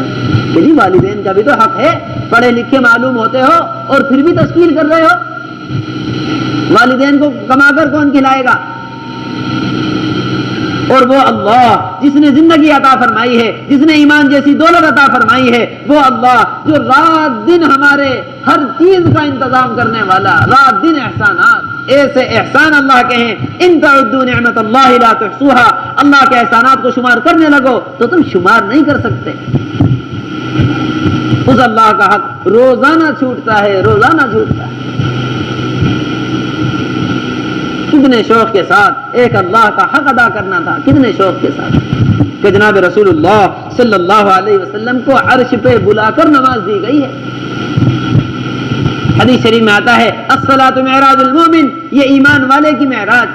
حضرت مولانا عبید اللہ صاحب رحمۃ اللہ علیہ کے بارے میں سنائے فرمایا کرتے تھے کہ اللہ تبارک و تعالیٰ نے جناب رسول اللہ صلی اللہ علیہ وسلم کو عرش پر بلایا، تین چیزیں وہاں آپ کو حاصل ہوئی ہیں، تین چیزیں۔ اللہ کا قرب حاصل ہوا، اللہ تبارک و تعالیٰ سے ہم کلام ہوئے، اور اللہ تبارک و تعالیٰ کی زیارت ہوئی۔ کیا ہوا؟ اللہ کی زیارت ہوئی، اللہ کا قرب حاصل ہوا، اللہ سے ہم کلام ہوئے۔ حدیث شریف میں آتا ہے الصلاۃ معراج المومن، ایک ایمان والے کو تینوں چیزیں نماز میں ملتی ہیں کہ جب سجدے میں ہوتا ہے تو اللہ کے قدموں کے درمیان ہوتا ہے، ایسا قرب اللہ کا حاصل ہوتا ہے۔ اور حدیث شریف میں آتا ہے کہ نماز پڑھنے والا اللہ تبارک و تعالیٰ سے سرگوشی کرنے والا ہے. اور حدیث شریف میں آیا ہے انت عبد اللہ کانک تراہ، ایسی عبادت کرو جیسا اللہ کو دیکھ رہے ہو. ایک کھانے کا لقمہ نہ دیتا، پہننے کو ایک کپڑا نہ دیتا، رہنے کو ایک مکان اللہ ہمیں نہ دیتا، تب بھی اللہ کا حق تھا کہ نماز پڑھی جائے. محترم دوستو بزرگوں، ساری دنیا کے مسلمان ایک دن نیت کر لیں کہ ہم 5 نمازیں پڑھیں گے، تو پوری دنیا کے اندر اسلام ہی اسلام نظر آئے گا. یہ تو اسلام کا شعار ہے. اسلام کو خود اپنے ہاتھوں سے مٹایا ہے اور اس کو مٹانے کا الزام دشمنوں کو دیتے ہیں. اس لیے ہم سب کی سب نیت کر لیں انشاءاللہ تعالی جس حال میں بھی ہوں اپنی نمازوں کی حفاظت کریں گے انشاءاللہ تعالی. جی ہاں، اللہ کو اپنا محسن سمجھ کر اللہ کے حق کو ادا کریں گے، اللہ کے حق کو ادا کریں گے. اور محترم دوستو بزرگوں، ہماری نمازوں کی حفاظت ہماری مسجد سے ہوگی. اس لیے میرے محترم دوستو بزرگوں، مسجد کے ذریعے دینی ماحول قائم ہوتا ہے. کیا قائم ہوتا ہے؟ دینی ماحول. سمجھنے کی بات ہے. اور دینی ماحول جب قائم ہو جاتا ہے تو ماحول عمل پر قدم اٹھانے کی استعداد پیدا کرتا ہے. کیا پیدا کرتا ہے؟ جی ہاں، عمل پر قدم اٹھانے کی استعداد ماحول سے پیدا ہو جاتی ہے. ہم اور آپ دیکھتے ہیں ماحول میں رہنے والا اس کی نماز چھوڑنا مشکل ہے، نماز کا پڑھنا آسان. اور ماحول میں نہ رہنے والا اس کے لیے نماز پر قدم اٹھانا مشکل ہے اور نماز سے رکے رہنا آسان ہے. یہ ماحول صحابہ کرام رضوان اللہ تعالی علیہم اجمعین نے مسجدوں کے ذریعے بنایا تھا. مدینہ منورہ والا ماحول یہ صحابہ کرام کا معمول تھا. آدھا دن مسجد میں دینے والے، آدھی رات مسجد میں دینے والے، پورا دن مسجد میں دینے والے، پوری رات مسجد میں دینے والے، اپنا پورا دن پوری رات مسجد میں دینے والے صحابی بھی ہیں. حیات الصحابہ کے اندر حضرت جی مولانا صاحب رحمۃ اللہ علیہ نے نقل کیا ہے. اللہ کے نبی صلی اللہ علیہ وسلم مسجد میں تشریف لائے. ابو ذر رضی اللہ تعالیٰ عنہ لیٹے ہوئے تھے. پیر سے ہلا کر پوچھا، ابو ذر تم مسجد میں لیٹے ہو؟ کہ یا رسول اللہ، مسجد کے علاوہ میرا کوئی مکان ہی نہیں ہے، میرا کوئی گھر ہی نہیں ہے، مسجد کے علاوہ میں کہاں جاؤں؟ روایت میں آتا ہے اللہ کے نبی صلی اللہ علیہ وسلم کی خدمت کرتے رہتے تھے اور باقی وقت اپنا مسجد میں گزارا کرتے تھے. دنیا میں کوئی گھر نہیں، دنیا میں کوئی تجارت نہیں، فقر و فاقہ مشہور ہے ابو ذر رضی اللہ تعالیٰ عنہ. جبرائیل علیہ السلام آ کر فرما رہے ہیں یا رسول اللہ، زمین والے ابو ذر کو نہیں جانتے، آسمان والوں کے درمیان ان کی آواز مانوس ہے. یہ ابو ذر رضی اللہ تعالیٰ عنہ کا مقام. ابن عمر رضی اللہ تعالیٰ عنہ کی روایت نقل کی حضرت جی مولانا صاحب رحمۃ اللہ علیہ نے مسجد کے باب میں کہ جناب رسول اللہ صلی اللہ علیہ وسلم کے زمانے میں ہم جوان تھے اور اپنی رات مسجد میں گزارا کرتے تھے. یہ رات دن مسجد میں دینے سے یہ ماحول قائم ہوا ہے، یہ مدینہ منورہ کا ماحول. ایسی محبت مدینے والوں میں کہ باہر سے آنے والا ان کی محبت سے متاثر ہو کر اسلام میں داخل ہو جائے. ایسی محبت مدینے والوں میں کہ خود بھوکے مر رہے ہوں، میرا پڑوسی پہلے کھا لے، ایسا اثار کرنے والے. ایسی تجارت کرنے والے کہ تجارتوں کے اندر برکتیں، ایسی محبتیں رکھنے والے کہ دشمن ان کی محبت سے متاثر ہے. اور ایسا اللہ کے حکم پر قدم اٹھانے والے کہ اللہ کے راستے سے رکنا مشکل ہو گیا، اللہ کے راستے میں نکلنا آسان ہو گیا. کہ چھوٹے چھوٹے بچے اپنے پنجوں پر کھڑے ہوئے ہیں ایڑیاں اٹھا کر کہ ہم اللہ کے راستے کے لیے قبول ہو جائیں. اور جو اللہ کے راستے میں نکلنے کا انتظام نہیں رکھ رہے ہیں ان کا حال قرآن شریف بیان کر رہا ہے کہ ایسے غمگین ہیں کہ ہم اللہ کے راستے میں کیوں نہ نکل سکے. اتنے سچے اپنے غم میں تھے، اتنے سچے کہ ان کے غم اور درد کو قرآن بیان کر رہا ہے. تفیض من الدمع حزنا الا یجدوا ما ينفقون، کہ آنکھیں بڑی ہوئی ہیں آنسوؤں سے. یہاں ساری زندگی نماز چھوٹتی رہی، ساری زندگی اللہ کے حکم چھوٹتے رہے، زمین پر رہ کر اللہ تبارک و تعالیٰ کی روزانہ نافرمانی کرتے رہے، ایک دن احساس پیدا نہیں ہوتا. کیا وجہ ہے آخر کہ اس حال میں آ کر ہم گر گئے ہیں کہ جو ماحول بنانے والے اعمال تھے وہ امت نے چھوڑ دیے. کہ ایسا ماحول مدینہ منورہ میں بنا تھا، ایسا ماحول، پردہ فرض نہیں تھا، آج پردہ فرض ہوا ہے. ساری مدینے کی عورتیں پردے میں. آج شراب حرام ہوئی ہے، مدینے کی گلیوں میں شراب بہ رہی ہے، شراب ہاتھ سے چھوڑ دی، برتنوں کو ضائع کر دیا. یہاں 1400 سال ہو گئے، معلوم ہے پردہ فرض ہے، شراب حرام ہے، یہ اللہ کے احکامات ہیں، ان احکامات سے رکنا ہے، مگر قدم اٹھانے کو کوئی تیار نہیں۔ محترم دوست بزرگوں، یہ مسجد والے اعمال، یہ ماحول کو قائم کرنے والے اعمال ہیں۔ حضرت جی مولانا صاحب رحمۃ اللہ علیہ فرمایا کرتے تھے، بڑی اہم بات کہ تم اپنی مسجدوں کو مسجد نبوی کے معمول پر لے آؤ، تمہارے محلے مدینہ منورہ والے ماحول میں آ جائیں گے۔ تمہارے محلے کس میں آ جائیں گے؟ مدینہ والے ماحول میں آ جائیں گے۔ کون نہیں چاہتا کہ محلے کا ماحول مدینے والا ماحول نہ بنے؟ کون نہیں چاہتا؟ اس لیے میرے محترم دوستو بزرگوں، یہ مسجد والے اعمال جناب رسول اللہ صلی اللہ علیہ وسلم امت کو دے کر مسجد کی فضیلت بیان کی ہے کہ مسجد کی طرف قدم اٹھانے والا رات کے اندھیرے میں چل کر آیا، اللہ تبارک و تعالی قیامت کے دن مکمل نور کی بشارت دے رہے ہیں، مکمل نور کی خوشخبری۔ ایک دن کی بات کو سیکھنے یا سکھلانے کے لیے مسجد کی طرف قدم اٹھایا، اللہ تبارک و تعالی کامل حج کا اجر و ثواب عطا فرمائیں گے۔ من اتانی ماشیا اتیتہ ہرولۃ، جو اللہ فرما رہے ہیں میری طرف چل کر آیا، میں اس کی طرف دوڑ کر آتا ہوں۔ مسجد میں داخل ہونے والا اللہ کی رحمت اس طرح گلے لگاتی ہے جس طرح بچھڑا ہوا دوست دوست کو گلے لگاتا ہے۔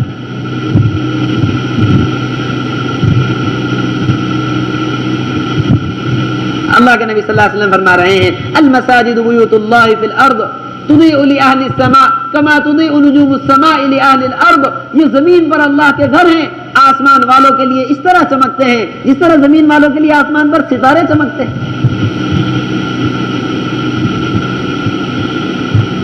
یہ فرمایا جناب رسول اللہ صلی اللہ علیہ وسلم نے کہ مسجد میں صبح شام آنے والا اللہ تبارک و تعالی کا مہمان ہوتا ہے، اللہ اس کے میزبان ہوتے ہیں۔ خود اللہ فرما رہے ہیں کہ آنے والے مہمان پر میزبانی کے لیے ذمہ داری ہے کہ آنے والے کی مہمانی کرے، میزبان پر ذمہ داری۔ آج وزیر اعظم کی طرف سے بلاوا آ گیا، کتنی خوشی سے قدم اٹھیں گے، میرا مسئلہ حل، میرا مقدمہ حل، میرا قرضہ حل، میرے مسائل حل۔ کیا ہو گیا ہے؟ وزیر اعظم نے بلوا لیا۔ کتنا فخر محسوس ہو رہا ہے کہ وزیر اعظم کا بلاوا ہے۔ وہ اللہ جس کا حکم زمین پر ہر آن چل رہا ہے، بڑے سے بڑا وزیر ہو، بڑے سے بڑا بادشاہ، سب اس کے سامنے فقیر ہیں۔ یا ایھا الناس انتم الفقراء الی اللہ، کہ تم تو اللہ کے سامنے فقیر ہو سب کے ساتھ۔ ایک وزیر اعظم کے بلاوے پر کیسے قدم اٹھیں گے، کس یقین کے ساتھ، جبکہ یہ وزیر اعظم ایسا فقیر اعظم ہے، ایسا فقیر اعظم کہ اپنے پیشاب بہانے پر بھی قادر نہیں، لیکن دنیا کا یقین جو دل میں بسا ہوا ہے یہ قدم اٹھواتا ہے دن رات۔ ایک اللہ کے نبی صلی اللہ علیہ وسلم کی بات کہ مسجد کی طرف قدم اٹھانے والا، مسجد میں صبح شام آنے والا اللہ کا مہمان ہے۔ بتلاؤ کون سا دن ایسا گزرا ہو کہ اس یقین کے ساتھ مسجد کے قدم اٹھے ہوں کہ اللہ کا مہمان بن کے اللہ کے پاس جاؤں گا، ساری پریشانیاں اللہ سے کہہ دوں گا، اللہ تعالیٰ ساری پریشانی حل کر دیں گے۔ ایک دن اس یقین کے ساتھ نہیں اٹھایا۔ اللہ کے نبی صلی اللہ علیہ وسلم امت کو مسجد سے مسائل کا حل بتلا کر گئے، مسائل کا حل۔ خود جناب رسول اللہ صلی اللہ علیہ وسلم مسجد میں، ابو بکر صدیق رضی اللہ تعالیٰ عنہ مسجد میں، عمر فاروق رضی اللہ تعالیٰ عنہ مسجد میں، امت کے بہترین لوگ، مخلوق کے سب سے افضل جناب رسول اللہ صلی اللہ علیہ وسلم۔ یا رسول اللہ، اس وقت میں کیسے تشریف لانا ہوا کہ گھر میں کھانے کی کوئی چیز نہیں ہے، اللہ سے مانگنے کے لیے مسجد آیا ہوں، اللہ سے مانگنے کے لیے مسجد آیا ہوں۔ چھوٹی سے چھوٹی پریشانی ہو یا بڑی سے بڑی مصیبت ہو، مسجد کے ذریعے حل کروا کے دکھلائے۔ مدینہ منورہ میں آگ لگ گئی، ایسی آگ روایت میں آتا ہے پورے مدینے کو جلا کر راکھ کر دے۔ عمر رضی اللہ تعالیٰ عنہ مسجد میں تشریف لائے، دیکھا تمیم داری بیٹھے ہوئے ہیں، فرمایا تمیم جاؤ، جہاں سے یہ آگ نکلی ہے وہاں پہنچا کر آ جاؤ۔ تمیم داری رضی اللہ تعالیٰ عنہ گئے فرمانے پر آپ کے کہ جہاں سے آگ نکلی تھی وہاں پہنچا کر آ گئے۔ عمر رضی اللہ تعالیٰ عنہ فرمایا کرتے تھے کہ جس آنکھ نے منظر دیکھا ہے اور جس نے نہیں دیکھا، دونوں برابر نہیں ہو سکتی۔ ایسا منظر، جس طرح بکری کے ریوڑ سمیٹے جاتے ہیں، اس طرح آگ کو سمیٹ کر لے جا رہے تھے۔ عرض یہ کرنا ہے محترم دوست بزرگوں، ایک کھانے کی ضرورت ہو یا پورے محلے مدینے پر آئی ہوئی مصیبت، مسجد کے ذریعے حل کروا کے دکھلایا ہے۔ اور یہاں ایک بیماری آ گئی، محلے کے کلینک پر لے کر چلے گئے، محلے کے کلینک نے انکار کر دیا، بڑے ہسپتال لے گئے، وہاں والوں نے انکار کر دیا، سب سے بڑے ڈاکٹر کے پاس لے کر پہنچے، سارے ڈاکٹروں کے انکار کے بعد اب زبان پر یہ جملہ آتا ہے کہ اب تو اللہ ہی بچا سکتا ہے، اب تو دعا ہی کام آ سکتی ہے۔ کتنی بری لگتی ہوگی اللہ کو ہماری یہ بات، کتنی بری لگتی ہوگی اللہ کو ہماری یہ بات، جو روزانہ شفا کے فیصلے کرنے والا، جو روزانہ ہمارے لیے فیصلے کرنے والا ہے، جو روزانہ نفع نقصان کا، جو روزانہ کے نفع نقصان کا مالک ہے، ساری دنیا کے دھکے کھا کر اب آخر میں اللہ کے پاس آئے، اور پھر یہ شکایت ہے کہ ہمارے مسائل حل کیوں نہیں ہوتے۔ اس لیے میرے محترم دوستو بزرگوں، اپنے مسائل کو مسجد سے حل کروانا۔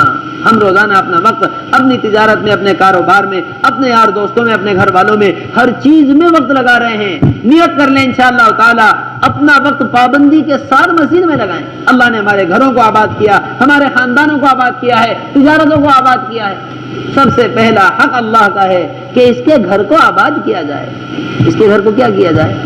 آباد کیا جائے۔ اللہ کے نبی صلی اللہ علیہ وسلم نے کتنے وعدے مسجد کے آباد کرنے والوں کے لیے فرمائے ہیں کہ مسجد کے آباد کرنے والے فرشتے ان کے ساتھ بیٹھتے ہیں، مسجد میں ان کو نہیں پاتے تو فرشتے ان کی تلاش میں نکل جاتے ہیں، بیمار پاتے ہیں تو ان کی عیادت کرتے ہیں، اور کسی کام میں مشغول پاتے ہیں تو فرشتے ان کے مددگار ہوتے ہیں۔ المسجد بیت کل تقی وتکفل اللہ لمن کان المسجد بیتہ بالروح والرحمہ والجواز علی الصراط الی رضوان اللہ الی الجنہ۔ 5 وعدے ایک حدیث شریف کہ مسجد کو گھر بنانے والا اللہ تعالیٰ راحت فرماتے، راحت کا فیصلہ فرماتے ہیں، رحمت فرماتے ہیں، پل صراط آسان فرماتے ہیں، رضامندی نصیب فرماتے ہیں، جنت کا داخلہ مقدر فرماتے ہیں۔ کامیابی کی تلاش میں روزانہ در در گھومنے والے ایک دن مسجد کو دینے کو تیار نہیں، جہاں سے ساری کامیابیوں کے وعدے اللہ کے نبی صلی اللہ علیہ وسلم فرما رہے ہیں۔ اس لیے محترم دوستو بزرگوں، ہم اپنی سہولت کا جو بھی وقت ہو وہ پابندی کے ساتھ اپنی مسجد کو روزانہ دیں، یہ سب سے اہم تقاضا ہے۔ اور پھر مسجد والے اعمال، یہ جناب رسول اللہ صلی اللہ علیہ وسلم کی مسجد میں ہو رہے تھے، یہاں ایمان کے حلقے ہیں، یہاں سیکھنے سکھلانے کے حلقے ہیں، یہاں جناب رسول اللہ صلی اللہ علیہ وسلم کے ارشادات آ کر صحابہ اکرام سن رہے ہیں، اور ان حلقوں پر رہبری کرنے والے، ان حلقوں کے لیے گشت کرنے والے امام المحدثین ابو ہریرہ رضی اللہ تعالی عنہ ہیں۔ ما اعجزکم یا اہل السوق، اے بازار والو تمہیں کس چیز نے عاجز کر دیا؟ بازار والوں سے جا کر فرما رہے کہ مسجد میں جناب رسول اللہ صلی اللہ علیہ وسلم کی میراث تقسیم ہو رہی ہے، تم یہاں بازار میں ہو۔ وہاں سے بازار والوں کو مسجد بھیجا، مسجد آئے، پھر واپس چلے گئے مسجد میں دیکھ کر کچھ تقسیم ہوتا ہوا نہیں دکھا، کہ کیوں واپس آ گئے؟ کہ ہم نے کچھ تقسیم ہوتا ہوا نہیں دیکھا۔ کیا کچھ لوگ مسجد میں تھے یا کوئی بھی نہیں تھا؟ کہ جی ہاں، لوگ مسجد میں تھے، حلقہ لگائے ہوئے تھے، اللہ کی بڑائی کے تذکرے کر رہے تھے، کوئی نماز پڑھ رہا تھا۔ فرمایا اللہ رحم فرمائے، یہی تو جناب رسول اللہ صلی اللہ علیہ وسلم کی میراث ہے کہ مسجد نبوی، حضرت فرماتے ہیں کہ جناب رسول اللہ صلی اللہ علیہ وسلم مسجد نبوی میں آنے والوں کے معلم بھی تھے اور ان کے ممتحن بھی تھے۔ معلم بھی تھے اور کیا تھے؟ ممتحن بھی تھے۔ آنے والوں کو نماز بھی سکھلائی اور ایک آنے والے کی نماز کا امتحان بھی لے رہے ہیں۔ ارجع صلی فإنک لم تصلی، پھر فرمایا ارجع صلی فإنک لم تصلی، پھر فرمایا تیسری مرتبہ کہ نماز کے ارکان میں جلدی تھی، جلدی جلدی ادا کر رہے تھے، اس لیے فرمایا کہ تم دوبارہ نماز پڑھ کر آؤ، تم نے نماز نہیں پڑھی۔ پہلے محترم دوستو بزرگوں، اپنی مسجدوں میں اعمال قائم کرتے ہوئے باہر کی ملاقاتوں کے ذریعے ایمان والوں کو مسجد لانا، یہ مسجد کی آبادی کا عمل ہے۔ اس کی نیت کریں انشاءاللہ تعالی، ان اعمال کے ساتھ 24 گھنٹے اپنی مسجدوں کو آباد کریں گے، 24 گھنٹے۔ یہاں تعلیم کا حلقہ ہو، منتخب حدیث فضائل اعمال، کسی بھی کتاب سے تعلیم ہو، آنے والے کی ضرورت کے مطابق تعلیم ہو، اور پھر آنے والوں کو تعلیم سے گزار کر ایمان کے حلقوں میں بٹھایا جائے۔ یہاں اللہ کے راستے کی تشکیل ہو، روزانہ مسجد کی تشکیل ہو، گھر میں 5 اعمال کے ساتھ مکتب تعلیم کی تشکیل ہو، بچوں کے مکتب کی تشکیل، چاروں تشکیلیں۔ اور پھر ہمارے حضرت اب یہ فرما رہے ہیں کہ اپنے محلے میں علماء ہیں، اپنے محلے کے اندر امام صاحب ہیں مسجد کے، ان کے پاس جا کر ان کی خوشامد کرو کہ آپ اپنا وقت تھوڑا سا ہمیں مسجد میں دے دیجئے، ہم سارا محلہ آپ سے نماز سیکھنا چاہتا ہے۔ سارا محلہ کیا چاہتا ہے؟ آپ سے نماز سیکھنا چاہتا ہے۔ ایک محلے میں راستوں میں پانی بھر گیا، محلے کے چوراہے کی لائٹ خراب ہو گئی، سارے محلے والے انتظامیہ کے پاس پہنچ گئے۔ کہاں پہنچ گئے؟ انتظامیہ کے پاس۔ کئی سڑکوں پر پانی بھرا ہوا ہے، چلنا پھرنا مشکل ہے، چوراہے کی لائٹ خراب ہو گئی، لوگ گرتے پڑتے گھر پہنچ رہے ہیں، آپ کی ذمہ داری ہے کہ لائٹ لگواؤ۔ سارا محلہ بے نمازیوں سے بھرا ہوا ہے، روزانہ ایک بے نمازی کی نحوست سارے محلے میں پڑ رہی ہے۔ ایک بے نمازی کتنی بیماریاں لا رہا ہے، ایک بے نمازی کتنی جو ہے پریشانیاں لے کر آ رہا ہے، ایک بے نمازی کی وجہ سے کتنے لوگ مقروض ہیں، ایک بے نمازی کی وجہ سے کتنی بیماریاں گھروں میں ہیں، کتنی بے چینیاں گھروں میں ہیں، کتنی نا اتفاقیاں گھروں کے اندر ہیں۔ مگر آج تک پورے محلے نے بیٹھ کر اس کو سوچا نہیں ہے کہ محلے میں نمازی کس طرح بنائے جائیں، ساری پریشانیوں کی جڑ یہاں سے۔ اس لیے محترم دوستوں کو اپنے علماء سے خوشامد کر کے مکتب پڑھانے والے 3 وقتوں میں عموماً مکتب پڑھاتے ہیں، فجر میں، ظہر میں اور مغرب میں۔ آپ کا 10 بجے کی بعد کا سہولت کا وقت ہے تو 10 بجے کے بعد کا وقت دے دو، آپ کے عشاء کے بعد کا سہولت کا وقت ہے تو اپنا عشاء کے بعد کی سہولت کا وقت دے دو۔ ہر گھر سے روزانہ کمانے والے کمانے کے لیے نکلتے ہیں، کسی گھر میں دکان کی کمائی والا، کسی میں ٹھیلی چلانے والا، کسی میں کمپنی میں ملازمت کرنے والا، کسی کے اندر جو ہے کھیتی باڑی کرنے والا۔ ایک مسجد میں امام صاحب نہ ہو تو محلوں میں صحیح نماز پڑھانے والا پوری گلی میں نہیں ملے گا۔ یہ حال ہمارا۔ یہ فرماتے ہیں کہ ہماری مسجد ہمارے دینی کارخانے ہیں۔ کیا ہے؟ دینی جیسے دنیاوی کارخانے دنیاوی ضرورت پوری کرتے ہیں، ہمارے ساری محلے کی ضرورت کو پورا کرنے والی یہ کارخانہ ہمارا دینی کارخانہ مسجد ہے کہ یہ اعمال کے ساتھ آباد ہو گئی تو سارے محلوں کا ماحول بدل جائے گا۔ اب یہاں امام صاحب کے پاس آ کر اپنی نماز صحیح کر لی، اپنے روزے کے مسائل معلوم کر لیے، قربانی کے مسئلہ ہے تو قربانی کے مسائل معلوم کر لیے، یہ موٹے موٹے مسائل معلوم کہ اللہ کی زمین پر اللہ کے بندے زندگی گزاریں اور اللہ تبارک و تعالیٰ کی چاہت کی کوئی پرواہ ہی نہ ہو، ایسا کیسے ممکن ہو سکتا؟ ایک کمپنی میں ملازمت کرنے والا کمپنی کے مالک کی چاہت کی پرواہ کیے بغیر کمپنی میں رہ نہیں سکتا ہے۔ اللہ تبارک و تعالیٰ نے ہر ایک پر علم کو حاصل کرنا فرض کیا ہے، اتنا علم جو حلال حرام کی تمیز کروا دے، اتنا علم حاصل کرنا فرض۔ اللہ کے نبی صلی اللہ علیہ وسلم فرما رہے ہیں جس نے لا الہ الا اللہ کو اخلاص سے لیا جنت میں داخل ہو گیا۔ فرمایا عرض کیا رسول اللہ اس کا اخلاص کیا ہے؟ فرمایا کلمہ پڑھنے والے کو کلمہ اپنے حرام سے روکے۔ آپ کی مجلس میں ایک صاحب سے غیبت ہو گئی، فرمایا کیا تم قرآن پر ایمان نہیں لائے؟ عرض کیا رسول اللہ قرآن پر ہمارا ایمان ہے۔ فرمایا ما آمن بالقرآن من استحل محارمہ، قرآن پر وہ شخص ایمان نہیں لایا جو قرآن کے حرام کو حلال سمجھے۔ کیا چیز قرآن نے ہم پر حلال کی ہے، کیا قرآن نے ہم پر حرام کیا ہے، معلوم ہی کچھ نہیں ہے۔ کیا اللہ تعالیٰ ہم سے قرآن شریف میں کہہ رہے ہیں، کیا اللہ کہہ رہے ہیں؟ صحابہ اکرام فرماتے ہیں تعلمنا الایمان ثم تعلمنا القرآن، پہلے ہم نے ایمان کو سیکھا ہے پھر قرآن کو سیکھا ہے۔ ایسا قرآن سیکھا تھا، ایسا قرآن۔ سلمان فارسی رضی اللہ تعالیٰ عنہ کا ایک واقعہ عجیب و غریب واقعہ ہے۔ سلمان فارسی رضی اللہ تعالیٰ عنہ کے پاس ان کے ایک دوست آئے، آ کر کہنے لگے ہم نے سنا ہے کہ اللہ کے تمہارے نبی پر اللہ تبارک و تعالیٰ کی طرف سے کوئی کتاب نازل ہوئی ہے، ذرا ہمیں وہ کتاب دکھلاؤ، ذرا ہمیں وہ کیا دکھلاؤ، کتاب دکھلاؤ۔ اب ذہن میں یہ تھا کہ کوئی کتاب نکال کر دکھلائیں گے، کوئی صحیفہ دکھلائیں گے۔ سامنے سے ابو درداء رضی اللہ تعالیٰ عنہ تشریف لا رہے تھے۔ فرمایا دیکھو دیکھو تم اللہ کی کتاب دیکھنے کے لیے آئے تھے، یہ آنے والا شخص دیکھ رہے ہو؟ کہ جی ہاں آنے والے شخص کو دیکھ رہا ہوں۔ کہ تم اللہ کی کتاب کو دیکھنے کے لیے آئے تھے، اس آنے والے شخص کو دیکھ لو، گویا کہ یہی اللہ کی کتاب ہے، گویا کہ یہی اللہ کی کتاب ہے۔ ان کا کھانا پینا، ان کا اٹھنا بیٹھنا، ان کی زندگی، ان کا خریدنا بیچنا سب عین قرآن کے ایسا مطابق تھا کہ جو قرآن دیکھنے آئے تھے ان کو صحابی دکھلا دیے گئے۔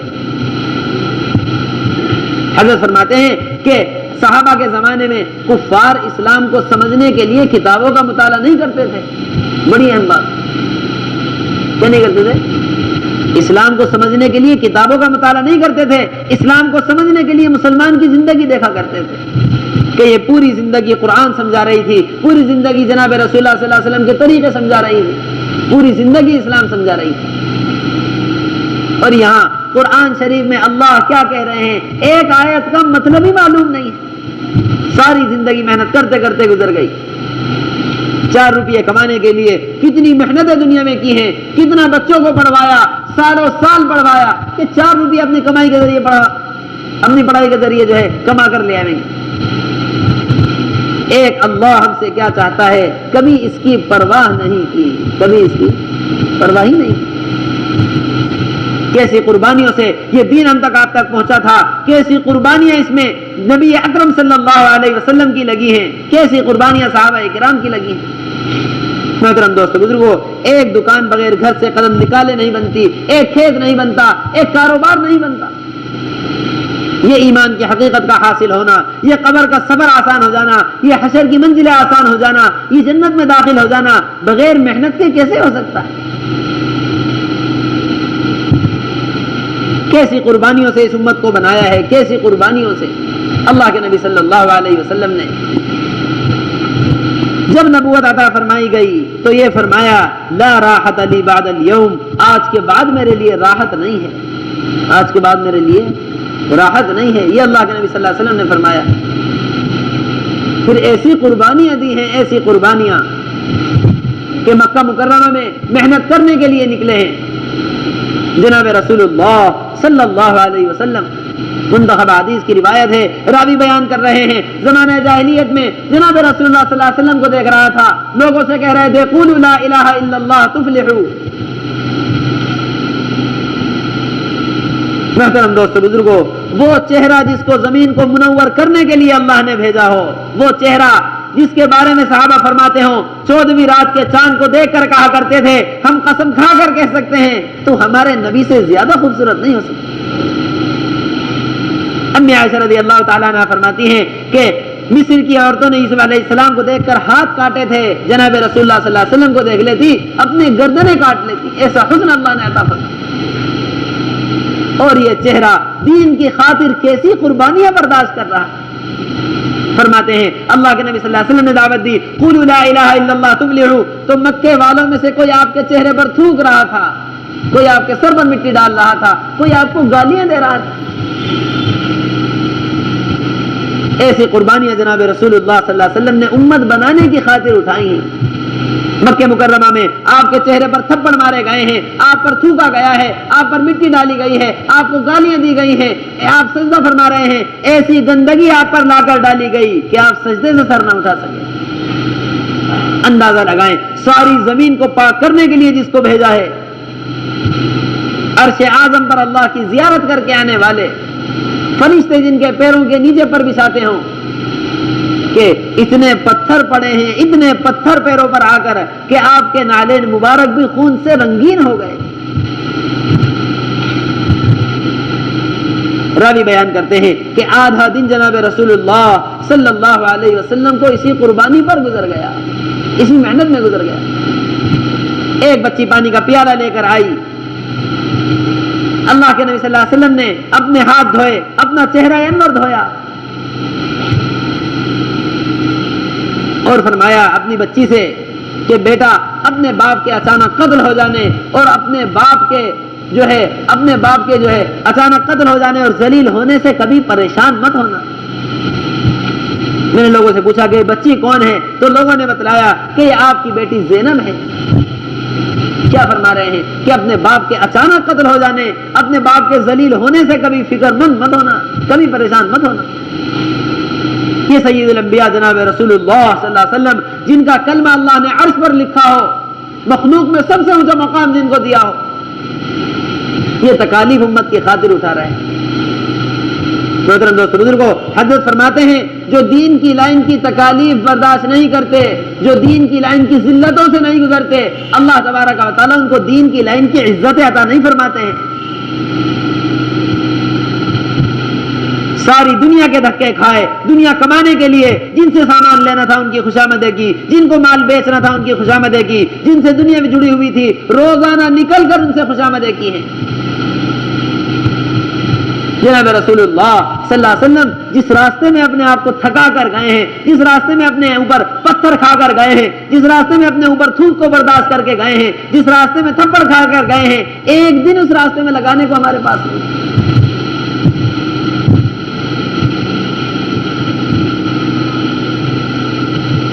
یہ فرمایا اللہ کے نبی صلی اللہ علیہ وسلم نے کہ 30 دن 30 راتیں مجھ پر اور بلال پر ایسی گزر جایا کرتی تھی کہ ہمارے پاس کھانے کی کوئی ایسی چیز نہیں ہوتی تھی جس کو کوئی جاندار کھا سکے سوائے تھوڑے سے کھانے کے۔ اللہ تبارک و تعالیٰ نے بادشاہت والی نبوت پیش کی ہے، لیکن امت کی خاطر، اللہ سے مانگنے کی خاطر، امت کو جنت میں داخل کرنے کی خاطر یہ فقر و فاقے والی نبوت اختیار کی ہے جناب رسول اللہ صلی اللہ علیہ وسلم نے۔ بادشاہت والی نبوت اختیار کرتے آپ کا جنت میں جانا اس وقت بھی یقینی تھا، آپ کی جنت اس وقت بھی یقینی تھی۔ ہمیں اور آپ کو جنت میں لے جانے کی خاطر گلی گلی پھرے ہیں، یہ فاقے اور یہ تکلیفیں برداشت کی۔ امی عائشہ رضی اللہ تعالیٰ عنہ فرماتی ہیں کہ ایک چاند دیکھ لیا کرتے تھے، دوسرا چاند دیکھ لیا کرتے، تیسرا چاند دیکھ لیتے تھے، 2 مہینے اللہ کے نبی صلی اللہ علیہ وسلم کے گھر میں ایسے گزر جایا کرتے تھے کہ آپ کے گھر میں چولہا نہیں جلتا تھا۔ حضرت جی مولانا یوسف صاحب رحمۃ اللہ علیہ فرمایا کرتے تھے کہ امت کو دوزخ سے بچانے کی خاطر جناب رسول اللہ صلی اللہ علیہ وسلم 11 گھروں میں فاقے برداشت کر رہے تھے، اور یہ ایک امت ہے جو آپ کے دین کی محنت کی خاطر اپنی خواہشات کو قربان نہیں کر سکتی۔ ایک دکان سے 2 دکانیں ہو جائیں، ایک کھیت سے 2 کھیت ہو جائیں، 2 روپیے سے 4 روپیے کمانے لگوں، ساری زندگی اسی میں گزار دی، ساری زندگی۔ کہ جو نبی ساری زندگی کے فاقے برداشت کر کے گئے ہیں، اللہ کے نبی صلی اللہ علیہ وسلم نے لگاتار 2 دن تک جو کی روٹی سے پیٹ نہیں بھرا ہے۔ ایک دن گزرا ہمارے گھر کا جو ہمارا چولہا دین کی محنت کے لیے نہ جلا ہو، ایک دن ایسا گزرا ہے، 1-4 مہینے زندگی میں کبھی ایسے گزرے ہیں جو اللہ کے دین کے لیے دکان بن رہی ہو، ایک فصل کوئی ہماری ایسی نہیں جو دین کی خاطر قربان ہوئی ہو۔ محترم دوستو بزرگوں، نبی سے محبت کا دعویٰ ہم نے بھی کیا ہے اور صحابہ کرام رضوان اللہ تعالی علیہم اجمعین نے بھی کیا تھا۔ فرق یہ تھا کہ وہ اپنے دعوے پہ قدم اٹھانے والے تھے اور ہم اپنے دعوے پر قدم بچانے والے۔ کیا بات ہے! ابو بکر صدیق رضی اللہ تعالیٰ عنہ نے محبت کا دعویٰ کیا ہے، لا الہ الا اللہ کی خاطر جان اور مال کو لگا کر دکھلایا۔ لا الہ الا اللہ آ کر کہا مکے والوں کے درمیان اتنا مارا گیا، اتنا مارا گیا ہے، اتنا مارا گیا، کوئی جوتوں سے مار رہا، کوئی پیروں سے مار رہا ہے، آپ کے کانوں سے خون نکل رہا ہے، چہرہ خون میں لہو لہان ہو گیا ہے۔ یہ کہہ رہے تھے مکے والے کہ اب دوبارہ ہوش میں آنے کی کوئی امید باقی نہیں ہے، اتنا ابو بکر صدیق رضی اللہ تعالیٰ عنہ کو مارا گیا۔ امت کے سب سے افضل شخص اٹھا کر گھر لایا گیا، قبیلے والے بیٹھے ہوئے ہیں، ہوش میں آتے ہی پہلی بات اللہ کے نبی صلی اللہ علیہ وسلم کا حال بتلاؤ، آپ کا کیا حال ہے؟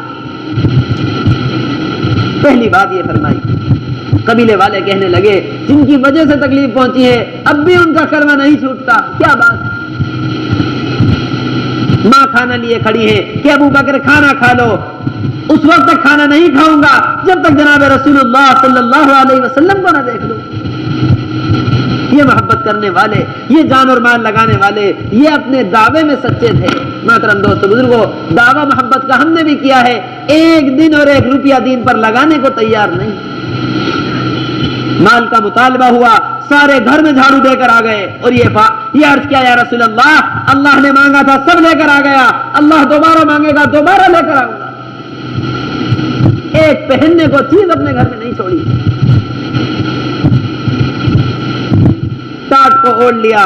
اللہ تبارک و تعالیٰ کو یہ ادا اتنی پسند آئی، اللہ تبارک و تعالیٰ نے ابو بکر صدیق رضی اللہ تعالیٰ عنہ کو سلام کہلوایا۔ ساری دنیا کو ضائع کر کے اللہ کو کما لیا تھا، ساری دنیا ضائع کر کے اللہ کو کما لیا تھا، ساری دنیا برباد کر کے دین بنا لیا تھا، اور یہاں دکان بھی بن رہی ہے، کھیت بھی بن رہا ہے، تجارت بھی ہو رہی ہے، اللہ ناراض ہے، اس کی کوئی پرواہ نہیں ہے، اس کی کوئی پرواہ نہیں۔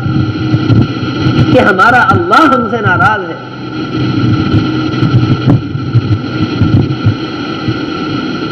محترم دوستو بزرگوں، جنتوں کی طرف قدم اٹھانے والے، جنت کا شوق ہمیں بھی ہے، قدم ہم بھی اٹھانا چاہتے ہیں، مگر جنت میں داخل ایسا ہونا چاہتے ہیں گھر بھی چلتا رہے، تجارت بھی چلتی رہے، کام بھی چلتا رہے، اور جو ہے اللہ کے حقوق بھی پورے نہ ہوں اور جنت میں بھی داخل ہو جائیں۔ ایک وہ جنت میں قدم اٹھانے والے، وہ آخرت کی تیاری کرنے والے۔ عمرو بن جموح رضی اللہ تعالی عنہ پیر سے لنگڑے ہیں، اپنے بچوں سے کہا، پیر سے لنگڑے تھے عمرو بن جموح رضی اللہ تعالی عنہ، اپنے بچوں سے کہنے لگے، بچوں میں بھی اللہ کے راستے میں جاؤں گا، احد کا دن ہے، بچوں سے کہہ رہے ہیں کہ میں بھی اللہ کے راستے میں جاؤں گا۔ بچے کہنے لگے، ابا جان آپ مت جائیے، آپ کو تکلیف ہے۔ فرمانے لگے کہ بچے جنت کی طرف دوڑیں اور باپ پیچھے رہ جاوے، ایسا کیسے ہو سکتا ہے؟ یہ تو گھر میں بات ہو گئی۔ اللہ کے نبی صلی اللہ علیہ وسلم کی خدمت میں حاضر ہوئے، آ کر عرض کیا، رسول اللہ میں اللہ کے راستے میں جانا چاہتا ہوں، بچے مجھے روک رہے ہیں۔ آپ نے فرمایا کہ جب تمہیں عذر لگا ہوا ہے تو تمہارے رکنے میں کوئی حرج نہیں ہے۔ عرض کیا، یا رسول اللہ میں تو اپنے اس لنگڑے پیر سے جنت میں چلنا پھرنا چاہتا ہوں۔ میدان احد میں نکلے، راوی بیان کرتے ہیں کہ میں دیکھ رہا تھا آگے آگے عمرو بن جموح جا رہے تھے رضی اللہ تعالی عنہ، اور یہ کہتے ہوئے جا رہے تھے، میں تو جنت کا شوقین ہوں، میں تو جنت کا شوقین ہوں۔ پیچھے پیچھے ان کے بیٹے جا رہے ہیں۔ ایک حملہ ہوا، دونوں باپ بیٹے شہید ہو گئے۔ گھر والے آئے، ان کے جو ہے جنازوں کو اٹھا کر سواری پر رکھا، مدینہ منورہ لے جانے لگے تو سواری مدینے جانے کو تیار نہ ہو، خوب پیٹا گیا، خوب مارا گیا، خوب کوشش کی گئی سواری کو لے جانے کی، لیکن سواری جانے کو تیار نہ ہو۔ اللہ کے نبی صلی اللہ علیہ وسلم کے پاس بات پہنچی، آپ نے فرمایا یہ بتلاؤ گھر میں کیا بات کہہ کر نکلے تھے؟ ان کی اہلیہ نے بتایا کہ گھر میں دعا مانگ کر نکلے تھے، اللہم لا تردنی الی اہلی، اے اللہ اب مجھے اپنے گھر والوں کی طرف نہ لوٹائیے۔ زندگی تو زندگی، موت کے بعد بھی سواری گھر آنے کو تیار نہ ہوئی۔ کیا 4 مہینے مانگ لیے، ساری زندگی کے بعد 50 سال کی عمر گزری، 150 مہینے گھر پہ گزر گئے، 40 سال کی زندگی گزری، 120 4 مہینے دنیا میں گزار دیے، ایک 4 مہینہ اللہ کو دینے کے لیے ہمارے پاس نہیں ہے۔ یہ دعا مانگ کر نکلے، اللہم لا تردنی الی اہلی، اے اللہ گھر والوں کی طرف نہ لوٹائیے۔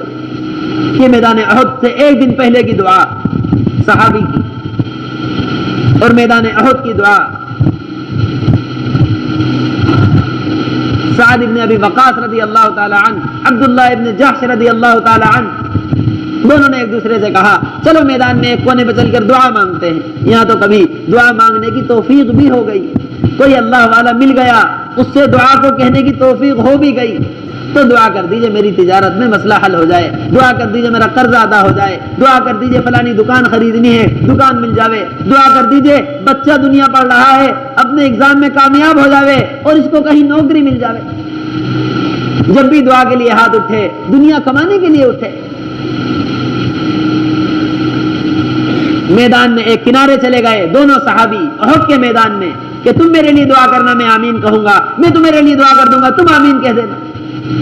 اب پہلے دعا مانگی سعد بن ابی وقاص رضی اللہ تعالیٰ عنہ نے کہ اے اللہ کل جب میدان شروع ہو تو میرے سامنے ایک دشمن آوے، بہادر دشمن، میں اس پر حملہ کروں، وہ مجھ پر حملہ کرے، میں اس کو حملہ کر کے قتل کر دوں اور اس کا غنیمت لے لوں۔ اب عبداللہ رضی اللہ تعالیٰ عنہ کی دعا کا نمبر آیا، دعا کی یا اللہ کل کو جب میدان شروع ہو ایک بہادر دشمن میرے سامنے آئے، وہ مجھ پر حملہ کرے، میں اس پر حملہ کروں، وہ حملہ کر کے مجھے قتل کر دے۔ یہ دعا مانگی جا رہی، اور قتل کرنے کے بعد اے اللہ وہ میرے ناک کان بھی کاٹ دے، اور پھر کل قیامت کے دن اسی حال میں تیرے سامنے پیش ہوں کہ میرے ناک کان کٹے ہوئے ہوں، اور پھر اللہ تو مجھ سے پوچھے کہ عبداللہ تیرے ناک کان کیا ہوئے، کہاں گئے تیرے ناک کان؟ میں کہوں اے اللہ یہ میرے ناک کان تیرے اور تیرے نبی صلی اللہ علیہ وسلم کی وجہ سے کاٹے گئے ہیں۔ روایت میں آتا ہے دونوں نے دعا مانگی، دونوں نے آمین کہی، اگلا دن احد کا شروع ہوا، جس نے جس طرح دعا مانگی تھی اسی طرح اس کے حق میں قبول ہوئی۔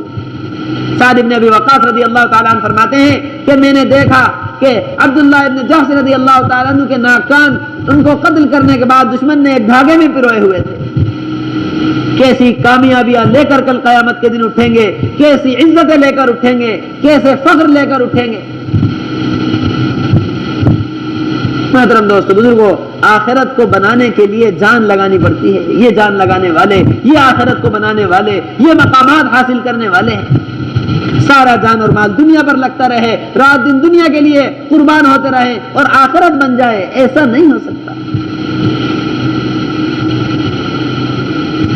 حضرت خیثمہ رضی اللہ تعالیٰ عنہ ایک صحابی ہیں, ان کے بیٹے حضرت سعد رضی اللہ تعالیٰ عنہ اللہ کے نبی صلی اللہ علیہ وسلم کی مجلس میں ہیں. اللہ کے نبی صلی اللہ علیہ وسلم نے فرمایا دونوں باپ بیٹوں میں سے ایک اللہ کے راستے میں جائے گا, دوسرا گھر پر رہے گا.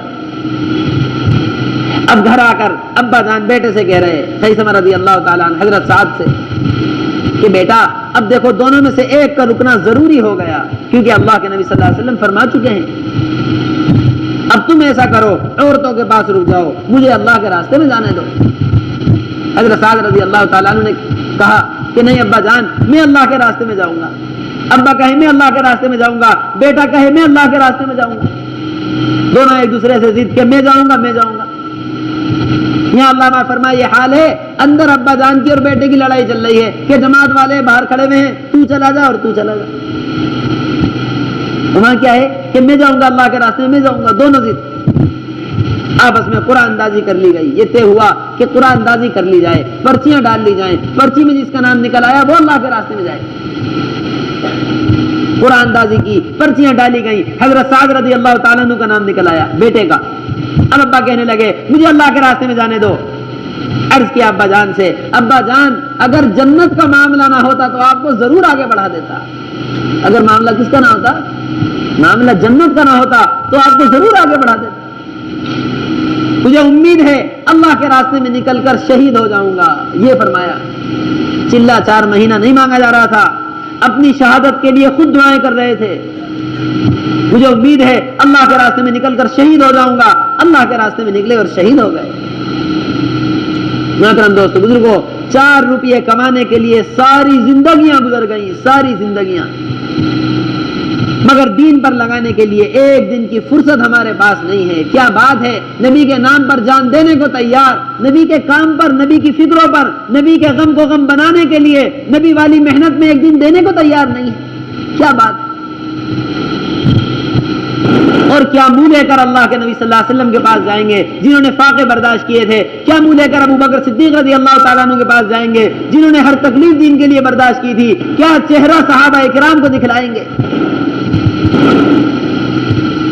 حضرت جی مولانا یوسف صاحب رحمۃ اللہ علیہ فرمایا کرتے تھے ساری دنیا کے نفع پر ہم نے قدم اٹھایا ہے. ساری دنیا کے نفعوں پر, دنیا میں نفع کو نفع سمجھا, دنیا بھی نفع پر قدم اٹھائے. روزانہ دنیا لالچ دلاتی ہے, روزانہ نفع بتلاتی ہے, روزانہ قدم اٹھاتے ہیں, روزانہ دھوکہ کھا کر آتے ہیں. ایک اللہ دین کا نفع بتلا رہا, ایک اللہ. ان تنصروا اللہ ینصرکم, تم اللہ کے دین کے مددگار بن جاؤ, اللہ تمہارا مددگار بن جائے گا. یہ فرمایا کرتے تھے کہ جس پریشانی کو چھوڑ کر اللہ کے راستے میں نکل گئے, اللہ تبارک و تعالیٰ نسلوں تک اس پریشانی کو حل فرمائیں گے. مدینے والے خوف کی حالت میں نکلے, اللہ نے ان کے خوف کو امن سے بدل دیا. مدینے والے بیماری میں نکلے, اللہ نے ان کی بیماریوں کو شفا سے تبدیل فرما دیا. مدینے والے باغات میں کھجوروں کو لگا ہوا چھوڑ کر گئے, اللہ نے ان کے مدینے کو کھجوروں کی منڈی بنا دیا. ساری دنیا مدینے کی کھجوریں کھاتی. ایسا خوف مدینے والوں پر, اللہ کے نبی صلی اللہ علیہ وسلم نے دنیا سے پردہ فرما لیا, آپ تشریف لے گئے. مدینے والوں کی حالت ایسی ہے جیسا جسم سے جان نکال لی ہو, ایسا حال مدینے والوں کا. مدینے والے اپنا حال بیان کرتے ہیں جیسا ایک بکری کے اوپر ساری پریشانیاں گھبراہٹ جمع ہو جائیں کہ بارش ہو, آسمان سے بجلی بھی کڑک رہی ہو. ایک بکری جس طرح ساری چیزوں سے گھبراتی ہے, اس طرح مدینے والوں پر گھبراہٹ, خوف مدینے والوں کے اوپر کہ جن کو دیکھ کر آنکھیں بھر آتی تھی, جن کو دیکھ کر سکون ملتا تھا, جن کو دیکھ کر قوت حاصل ہو جاتی تھی, وہ جناب رسول اللہ صلی اللہ علیہ وسلم ان کے درمیان نہیں ہے. چاروں طرف سے خوف کے حالات, چاروں طرف ارتداد, دشمن تیار حملہ کرنے کو. ایک جماعت جو جناب رسول اللہ صلی اللہ علیہ وسلم نے بنائی تھی اسامہ رضی اللہ تعالیٰ عنہ کی، یہ لشکر مدینہ منورہ سے فاصلے پر، ابو بکر رضی اللہ تعالیٰ عنہ نے فرمایا کہ یہ لشکر روانہ ہو کر رہے گا۔ سارے صحابہ نے انکار کیا کہ یہ لشکر کے روانہ ہونے کا موقع نہیں ہے، دشمن انتظار میں ہے، مدینے پر حملہ کر دے گا۔ فرمایا کہ اگر مدینے والوں کو قتل کر دیا جائے، ان کی لاشوں کو درندے لے کر گلیوں میں پھریں، اس وقت بھی میں اس لشکر کو روکوں گا نہیں، اس جماعت کو روکوں گا نہیں۔ صحابہ فرماتے ہیں کہ ابو بکر رضی اللہ تعالیٰ عنہ نے جماعت روانہ فرمائی، اگر ابو بکر رضی اللہ تعالیٰ عنہ جماعت روانہ نہ فرماتے تو زمین پر کوئی اللہ کو سجدہ کرنے والا باقی نہ رہتا۔ حضرت جی مولانا صاحب رحمۃ اللہ علیہ فرمایا کرتے تھے 3 قسم کا ارتداد پھیلا تھا، 3 قسم کا۔ ایک تو لوگ اسلام سے مرتد ہو رہے تھے، دوسری طرف لوگوں نے زکوٰۃ کو روک لیا، تیسری طرف لوگ جس طریقے پر زکوٰۃ دیا کرتے تھے اس طریقے کے منکر ہو گئے، اس طریقے پر زکوٰۃ نہیں دیں گے۔ یہ فرمایا کرتے تھے کہ ابو بکر رضی اللہ تعالیٰ عنہ نے دین کے اندر اتنی کمی برداشت نہیں کی کہ زکوٰۃ میں ایک رسی کو روک لیا جاوے۔ ایک رسی برابر دین جب مٹ رہا تھا، ابو بکر رضی اللہ تعالیٰ عنہ نے پورا مدینہ خالی کر دیا۔ آج دنیا میں حال یہ ہے کہ علاقوں میں رسی برابر دین باقی نہیں رہا، مگر ہم اپنے گھر چھوڑنے کو تیار نہیں۔ یہ فرمایا ہے ابو بکر رضی اللہ تعالیٰ عنہ نے اَيَنْقُصُ الدِّينُ وَأَنَا حَيٌّ، کیا دین مٹ رہا ہو اور ابو بکر زندہ رہ جائے، کہ دین مٹ رہا ہو اور ابو بکر زندہ رہ جائے، ایسا ممکن نہیں ہے۔ ساری دنیا کے اندر دین مٹ رہا ہے مگر ہم اپنی تجارت سے فرصت نہیں، ہمیں اپنی کمائیوں سے فرصت نہیں ہے، ہمیں اپنے مشغلوں سے فرصت نہیں ہے۔ کیا چہرہ لے کر جائیں گے جناب رسول اللہ صلی اللہ علیہ وسلم کے پاس جنہوں نے امت کو بنایا تھا خون کو بہا کر۔ اس لیے میرے محترم دوستو بزرگوں، سب سے پہلی نیت ہم کر لیں، ساری زندگی انشاءاللہ تعالی نبی والے درد میں اور نبی والی محنت میں لگانی ہے۔ اللہ کے نبی صلی اللہ علیہ وسلم نے اللہ سے ہمیں مانگا ہے، اللہ سے رو رو کر یہ امت بنوائی ہے۔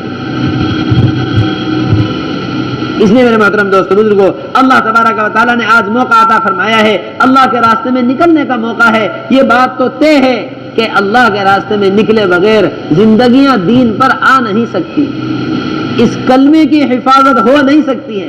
حضرت فرماتے ہیں کہ جو داعی نہیں رہے گا وہ دوسری اقوام کا مدعو بن جائے گا، دوسری قوموں کو کیا بن جائے گا؟ مدعو بن جائے گا۔ آج دعوت کو چھوڑنے پر ساری دنیا ہمیں اپنی طرف بلا رہی ہے، ساری دنیا، اور ساری قوموں کے طریقوں پر ہماری زندگی گزر رہی ہے۔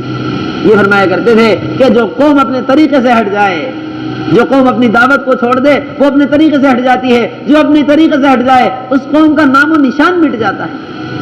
یہ امت اللہ کے نبی صلی اللہ علیہ وسلم کے آنسوؤں سے وجود میں آئی ہے، اس کی حفاظت ہم سب کی ذمہ داری ہے۔ کیا سر کٹانے والے، کیا جان دینے والے، کیا مال خرچ کرنے والے، کوئی عذر صحابہ کی زندگی میں ایسا نہیں تھا جس کو قربان کر کے اللہ کے راستے میں نہ نکلے ہوں۔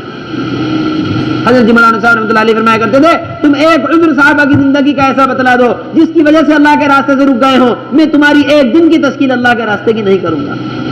کوئی عذر زندگیوں میں ایسا باقی نہیں رہا۔ ان کی بیماری ان کو اللہ کے راستے سے نہیں روک رہی تھی، ان کی شادیاں، ان کے گھر، ان کی تجارتیں، ان کے باغات۔ قرآن میں آیات نازل ہوئی من ذا الذی یقرض اللہ قرضا حسنا فیضاعفہ لہ اضعافا کثیرا، کون شخص ایسا ہے جو اللہ کو قرض دے، بہترین قرض، اللہ تعالیٰ اس کے قرض کو دوگنا کر کے لوٹائیں۔ حضرت ابو الدحداح رضی اللہ تعالیٰ عنہ خدمت میں حاضر ہوئے، یا رسول اللہ کیا اللہ واقعی قرض لینا چاہتا ہے؟ سیدھا سوال۔ عرض کیا یا رسول اللہ صلی اللہ علیہ وسلم کیا واقعی اللہ ہم سے قرض لینا چاہتا ہے؟ فرمایا کہ جی ہاں اللہ قرض لینا چاہتا ہے۔ عرض کیا یا رسول اللہ اپنا دست مبارک آگے بڑھائیے، آپ نے دست مبارک آگے بڑھایا۔ عرض کیا یا رسول اللہ یہ میرا 600 درختوں والا باغ ہے، اللہ کو قرض دے رہا، اللہ کو قرض دے رہا۔ کوئی ایک دن ہے ہمارے پاس جو اللہ کو قرض دیا ہو، کوئی ایک 4 مہینے ہیں جو اللہ کو قرض دیے ہو، کوئی ایک فصل ہے ہمارے پاس جو اللہ کو قرض دی ہو، کوئی ایک دنیا، ایک چیز ہماری نعمت ایسی ہے جو اللہ کے لیے قربان کی۔ یہ راستہ بدلا کر گئے ہیں، ہمیشہ کی جنتوں کی نعمتوں کو کمانے کے لیے دنیاوی نعمتیں اللہ کے دین کے لیے قربان کرنی پڑیں گی۔ یہاں جان قربان ہوئی ہمیشہ کی زندگی عطا فرمائیں گے، یہاں مال قربان کیا ہمیشہ کے جنت کے محلات عطا فرمائیں گے، یہاں جوانی قربان کی ہمیشہ کی جوانی عطا فرمائیں گے، یہاں گھر والوں کو چھوڑ کر گئے ہمیشہ کی حور عطا فرمائیں گے، یہاں حقیر اور فقیر دنیا کو چھوڑنے پر ہمیشہ کی جنتیں عطا فرمائیں گے۔ کیا بات ہے، ایک دکان پر روزانہ قدم اٹھے بغیر دکان نفع نہیں دیتی، جنت بغیر قدم اٹھائے کیسے مل سکتی؟ اس لیے میرے محترم دوستو بزرگوں، ہر کام حوصلہ چاہتا ہے۔ کیا چاہتا ہے؟ حوصلہ۔ ایک دکاندار دکان کو حوصلے کے ساتھ چلاتا ہے، ایک محنت کرنے والا حوصلے کے ساتھ محنت کر رہا ہے، گلیوں میں ٹھیلی چلانے والے کے اندر بھی کمانے کے لیے ایک حوصلہ موجود ہے۔ کوئی محنت بغیر حوصلے کے نہیں ہوتی اور کوئی محنت بغیر مشقت کے وجود میں نہیں آتی ہے۔ اس لیے حوصلہ فرما کر، ہمتیں فرما کر اللہ کے راستے کے لیے نام لکھوانا، اللہ کے راستے کے لیے قبول ہو جانے کو ہم نے کوئی نعمت اور قبولیت نہیں سمجھا ہے۔ کتنی دعائیں کمپنیوں میں جاب ملنے کے لیے کی ہیں، کمپنیوں کے دھکے کھا رہے ہیں کہ فلانی کمپنی میں جاب مل جائے، کیا ہوگا؟ 1 مہینہ نوکری ہوگی، 1 مہینے بعد محنت کے اعتبار سے نفع مل جائے گا۔ ایک بندے کا اللہ کے کام آ جانا، اللہ کے کام آنے پر اللہ کی رضا کا مل جانا، اللہ کی رضا کے ملنے پر جنتوں کا مل جانا، یہ کوئی معمولی بات نہیں۔ اس لیے اللہ تبارک و تعالیٰ سے قبولیت کو مانگتے ہوئے اور اپنا اللہ کے راستے میں نکلنے کے لیے حوصلے کے ساتھ قدم بڑھاتے ہوئے، سچے دل کی نیت کے ساتھ۔ یہ کوئی بات نہیں ہے کہ جماعت آئی ہوئی ہے، جماعت نے تقاضا ڈالا ہے، جماعت کی وجہ سے اللہ کے راستے میں نکلنا۔ میں کلمے والا، میں لا الہ الا اللہ محمد الرسول اللہ پڑھنے والا، کتنے دن میرے لا الہ الا اللہ پر محنت میں گزرے ہیں، کتنے دن محمد الرسول اللہ اس کلمے کی محنت میں کتنے دن میں نے گزارے ہیں۔ اپنے دل سے سوال کرتے ہوئے، اپنی ضرورت سمجھتے ہوئے اللہ کے راستے کے لیے نام لکھوائیں۔ جن ساتھیوں نے اللہ کے راستے کے لیے نام لکھوایا ہوا ہے، جو جماعتیں بنی ہوئی ہیں، وہ کھڑے ہو کر دوبارہ نام لکھوائیں اور سارا مجمع نیت کر لے۔ اللہ تبارک و تعالیٰ نکلنے پر کسی کی دنیا ضائع نہیں کر دیں گے۔ بتلاؤ کب سے دنیا پر محنت ہو رہی ہے اور کتنے ہم کامیاب ہوئے ہیں؟ سالوں سال کی محنت، جہاں تھے وہی کے وہی ہیں۔ کھڑے ہو کر نام لکھو، ارادہ فرمائیں، ہمتیں فرمائیں۔ مولانا حارث صاحب سال کے لیے نقد تیار ہو؟ ماشاء اللہ ماشاء اللہ، 1 سال کے لیے، واہ بھائی واہ۔ اور بتلائے بھائی، اور بتلائے ماشاء اللہ۔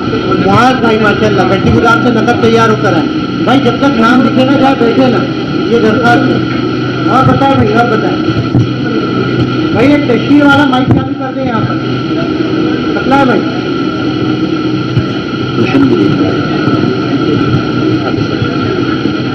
فرمائے بھائی، فرمائے بھائی۔ جماعت کے امیر صاحبان بھی کھڑے ہو جائیں ماشاء اللہ بھائی، پیچھے بھی تشکیل والے کھڑے ہو جائیں، اوپر اگر مجمع ہو تو وہاں بھی تشکیل والے کھڑے ہو جائیں۔ فرمائے دوستو ماشاء اللہ۔ کون سی مسجد کے؟ جامع مسجد ماشاء اللہ۔ ابو الفراز بھائی قادر صاحب مسجد ماشاء اللہ، تشریف رکھیے۔ معاذ بھائی گڈی گودام مسجد، بیٹھ جائے ماشاء اللہ۔ اور بتلائے بھائی۔ عبدالسبحان بھائی کون سی مسجد؟ قادر صاحب ماشاء اللہ۔ سفیان بھائی کون سی مسجد؟ جامع مسجد ماشاء اللہ۔ محمد اشفاق صاحب، مسجدوں کو بھی نام بتایا اپنے۔ محمد انصاری صاحب انصار مسجد ماشاء اللہ۔ اللہ بے انتہا قبول کر۔ بھائی جا کہاں رہے، بیٹھے رہیں، کوئی جانے والے تو تشکیل کو خراب کریں گے بھائی، انہیں بٹھا دیں محبت پیار سے۔ بتائیں بھائی، اور بتائیں۔ مولانا سال کے لیے تیار، کیا نام ہے؟ مولانا دانیال صاحب گڑچلوئی سے ہے ماشاء اللہ، نقد تیار ہو کے آئے سال کے لیے ماشاء اللہ ماشاء اللہ۔ بھائی مولانا جمیل صاحب بھی آئے تھے تیار ہو کر ماشاء اللہ، نقد تیار ہے سال کے لیے شہڈول سے، اللہ قبول فرمائے۔ اور بتلائے بھائی، اور بتلائے۔ کیا کہہ رہے؟ گلزار بھائی دارالفلاح مسجد ماشاء اللہ۔ کہاں گلزار بھائی، انہیں کھڑا کریے بھائی، پیچھے بھی نام لکھ رہے ہیں ساتھی، ساری مسجدوں کے ذمہ دار نام لکھوائے ماشاء اللہ بھائی، ہر مسجد کے ذمہ دار ساتھی نام لکھوائے اپنے ماشاء اللہ ماشاء اللہ بھائی۔ محمد امیر صاحب کیا فرما رہے ہیں؟ محمد ایاز دارالفلاح مسجد، اور کیا بتلا رہے؟ یہ نام نوٹ کر رہے ہیں بھائی، یہ نام بھی نوٹ کرے، تشکیل والے سارے نام نوٹ کرے۔ محمد ایاز محمد عامر انصار مسجد، اور بتلائے بھائی۔ بھائی زبیر صاحب ماشاء اللہ، اللہ قبول فرمائے. محمد شاہد صاحب ماشاء اللہ. محمد شاہد بھائی انصار مسجد ماشاء اللہ. بس جاوید بھائی قصاب پورا مسجد، اللہ قبول فرمائے. اور بتائے بھائی، اور بتلائیں ماشاء اللہ. بھائی فرقان صاحب تو بیرون کے لیے تیار ہے نا؟ نقد پورا طوائف چلے گئے، سب ہو گیا، بروخ آ گیا ماشاء اللہ. مولانا 5 مہینے بیرون کے لیے بھائی فرقان صاحب تیار ہے. تنزانیہ جماعت جاری ہے انشاءاللہ. اور بتلائے بھائی، اور بتلائے بھائی. ظفر اللہ صاحب نقد بیرون کے لیے تیار ہے ماشاء اللہ. اور بتلائے بھائی، بتلائے. ساجد بھائی 5 مہینے لال بلڈنگ، ساجد کا نام. بھائی یہ تشکیل والے نام لکھتے جائیں. کیا کہہ رہے؟ نام بتائیے. معین احمد صاحب مانکا پور سے ماشاء اللہ. اور بتلائے بھائی، اور بتلائے بھائی. اس وقت جائے نا، اٹھے نا، پورا مجمع تشکیل میں لگے. بھائی یہ جانے والے کہاں جا رہے ہیں؟ بٹھا دے ذرا. بھئی آپ نے وعدہ کیا تھا آخر تک بیٹھیں گے، دعا تک بیٹھیں گے، اور مغفرت کا وعدہ مجلس کے اختتام پر ہے. تشریف رکھیں ماشاءاللہ. وسیع بھائی قادر صاحب مسجد، اللہ قبول فرمائے. دیکھو آپ کے بیٹھنے اور جمنے پر نام آ رہے ہیں ماشاءاللہ. بتلائیں بھائی، بتلائیں. ایک دوسرے کی تشکیل کریں بھائی. مسجد والوں نے، حلقے والوں نے اتنے دنوں سے پڑاؤ کیا، محنت کی. اب ساتھیوں کو پیش کریں اپنے. جنید بھائی بھان کھیڑا ماشاءاللہ، اللہ قبول فرمائے. اور بتلائے بھائی. ایک دوسرے کو تیار کریں، ایک دوسرے سے بات کریں. یہ ناموں کا سلسلہ رکے نا. بیرون 5 ماہ کے لیے ماشاءاللہ. احفاظ کیا بول رہے ہیں؟ مدثر بھائی عثمان بن عفان ماشاءاللہ، مسجد عثمان بن عفان سے مدثر بھائی، اللہ قبول فرمائے. اور بتلائے بھائی. حمایت الرحمان صاحب 5 ماہ بیرون کے لیے. اور بتلائے. ابو بکر کون سی مسجد؟ قادر صاحب مسجد کے ابو ذر بھائی ماشاءاللہ. اور بتلائے. مستورات کی یعقوب بھائی کے ساتھ نقد جماعت تیار ہے ماشاءاللہ، اللہ قبول فرمائے. پوری جماعت مکمل ایک حلقے سے. اور بتلائیں.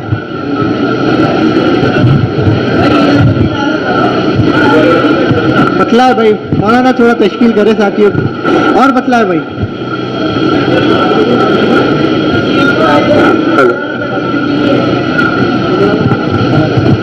بھائی دسیوں تو ایسے ہیں ذمہ داروں میں جن کی سالانہ ترتیب چھوٹی ہوئی ہے.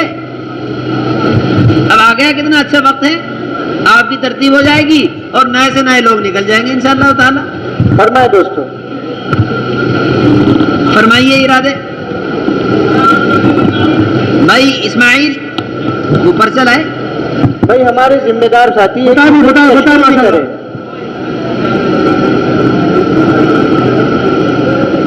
بتائے ہر مسجد والے بتائیں ماشاءاللہ. پورا مجمع بتائے اس وقت. بتائے ہمت کرے. نام آتے ہیں اور ساتھی ایک دوسرے کی تشکیل بھی کرے. آزو بازو والے بغل والوں کو بھی دیکھے. بھائی کیا نام ہے؟ فرحان احمد کہاں کے؟ دارالفلاح کے فرحان. اور بتلائے بھائی، اور بتلائے. کیا نام؟ کون سی مسجد؟ ماشاءاللہ. دارالفلاح. دارالفلاح کے. اور بتائیں بھی، اور بتائیں. دارالفلاح کے ذمہ دار حضرات ہیں موجود یہاں پر؟ جی ہے موجود. بھائی اسرائیل بھائی کھڑے ہو جائیں. بھائی اسرائیل بھائی اسرائیل بھائی، اشفاق بھائی تھوڑا اندر آ جائے. آپ یہ باہر کھڑے تھوڑا اندر تو بھائی ان کے لیے سہولت کر دیں. اسرائیل بھائی کہاں؟ اسرائیل بھائی آپ اسرائیل بھائی کا نام لکھیے. اسرائیل بھائی دارالفلاح جماعت لے کر جائیں گے انشاءاللہ تعالی. اشفاق بھائی بھی ہے بھائی اشفاق کا بھی لکھیے ماشاءاللہ. اور دارالفلاح کے ساتھ ہی کھڑے ہو جائیں. شاہد بھائی آئے. شاہد بھائی دارالفلاح سے. بھائی یہ بھی تو دارالفلاح کے ساتھ ہی ہے نا. کھڑے ہو جائیں. شاہد بھائی دارالفلاح. یہ جو مسکرا رہے ماشاءاللہ، کھڑے ہو جائیں. یہ دارالفلاح ماشاءاللہ. یہ کیا نام ہے؟ ارے بھائی شاہد ہیں دارالفلاح کے. شاہد فیض بھائی دارالفلاح کے ذمہ دار ساتھی ہے ماشاءاللہ. اور بتلائیں. بھائی شمس الدین صاحب دارالفلاح کے. شمس الدین صاحب دارالفلاح، یہ اوپر کھڑے. یہ ہے کہاں ہے شمس الدین صاحب؟ اوپر سے ہاتھ بھائی وہاں اوپر ہی سے اوپر ہی پرچہ بنا دو ان کا، ایک جماعت لے جائیں گے انشاءاللہ تعالی. وہیں سے نام لکھوا دیجیے آپ. بھائی بات کو تیار ہے، اوپر ہی سے تیار ہے. ماشاءاللہ بہت اچھا. ہمارے صادق بھائی بھی ہوں گے، دارالفلاح کے صادق بھائی، کون کون جانتا ہے ان کو؟ یہ صادق بھائی دارالفلاح. بھائی واہ ماشاءاللہ. لکھیے ایک جماعت کا پرچہ، ایک جماعت آپ لے کر جائیے انشاءاللہ. صادق بھائی دارالفلاح. ذیشان بھائی کون سی مسجد؟ قادر صاحب ماشاءاللہ. ذیشان بھائی قادر صاحب مسجد. اور ہمارے بتائیں بھائی. ظفر صاحب موجود ہیں، ظفر فیاض. کہاں ہے ظفر فیاض صاحب؟ دارالفلاح مسجد کے دارالفلاح کے ذمہ داروں کے اندر باہر جہاں بھی انہیں کھڑا کر دے ذرا. بتائیں بتائیں.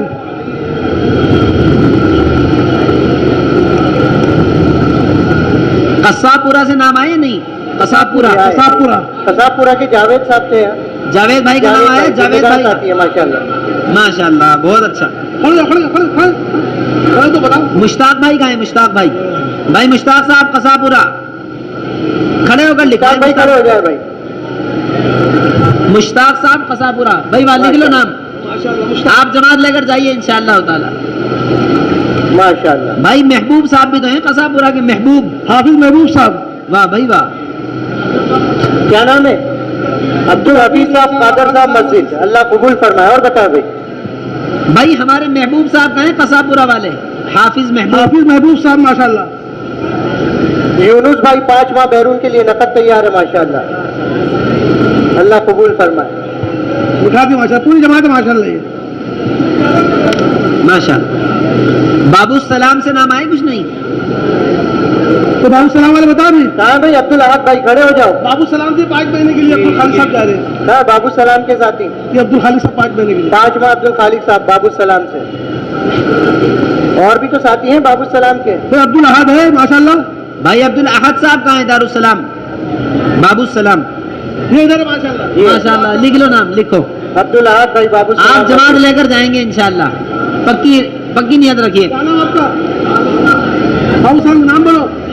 ذیشان بابو ذیشان بھائی ماشاءاللہ. ماشاءاللہ. اور بتلائے بھائی. بابو السلام سے بھائی شاہد آئے. شاہد بھائی، شاہد صاحب بابو السلام. ابو ذر عثمان بن عفان.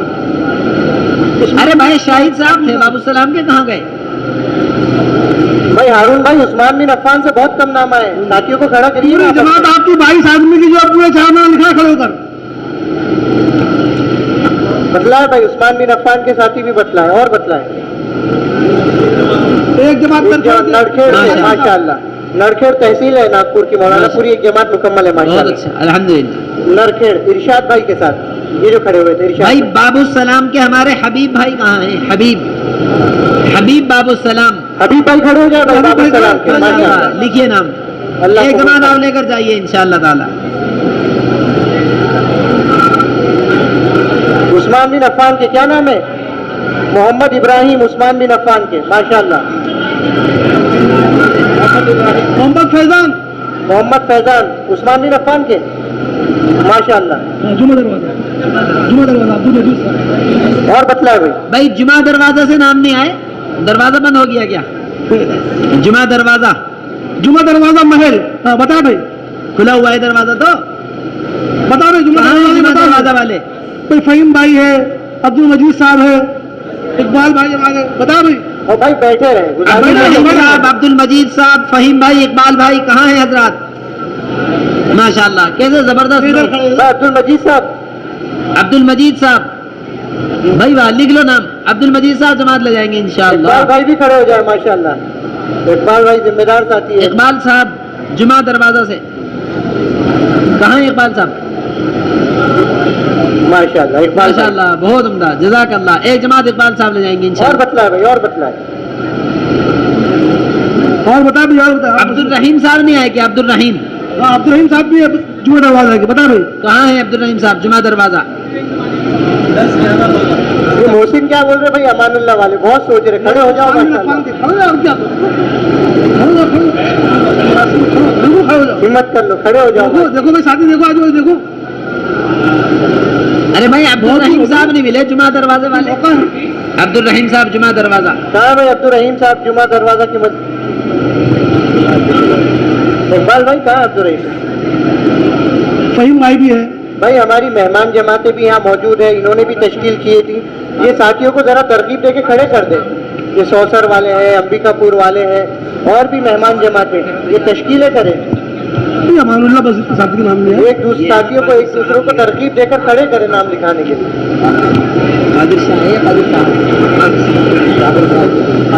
قادر صاحب مسجد. بھائی قادر صاحب والے کہاں ہیں؟ ماشاء اللہ بہت سارے نام لکھا ہے قادر صاحب والے. قادر صاحب والے کھڑے ہو جائیں. سب نام لکھواؤ, قادر سب صاحب نام مسجد والے جنہوں نے نام لکھا ہے. سب چلا گیا بھی قادر صاحب مسجد. سب نام لکھواؤ. بھائی حذیفہ صاحب, شمیم صاحب, جاوید صاحب. حذیفہ بھائی کہاں ہیں؟ ارے بھائی حذیفہ کہاں ہے؟ حذیفہ بھائی کھڑے ہو جائیں بھائی. قادر صاحب, قادر صاحب ہے. حذیفہ صاحب کہاں ہیں؟ بھائی حذیفہ صاحب.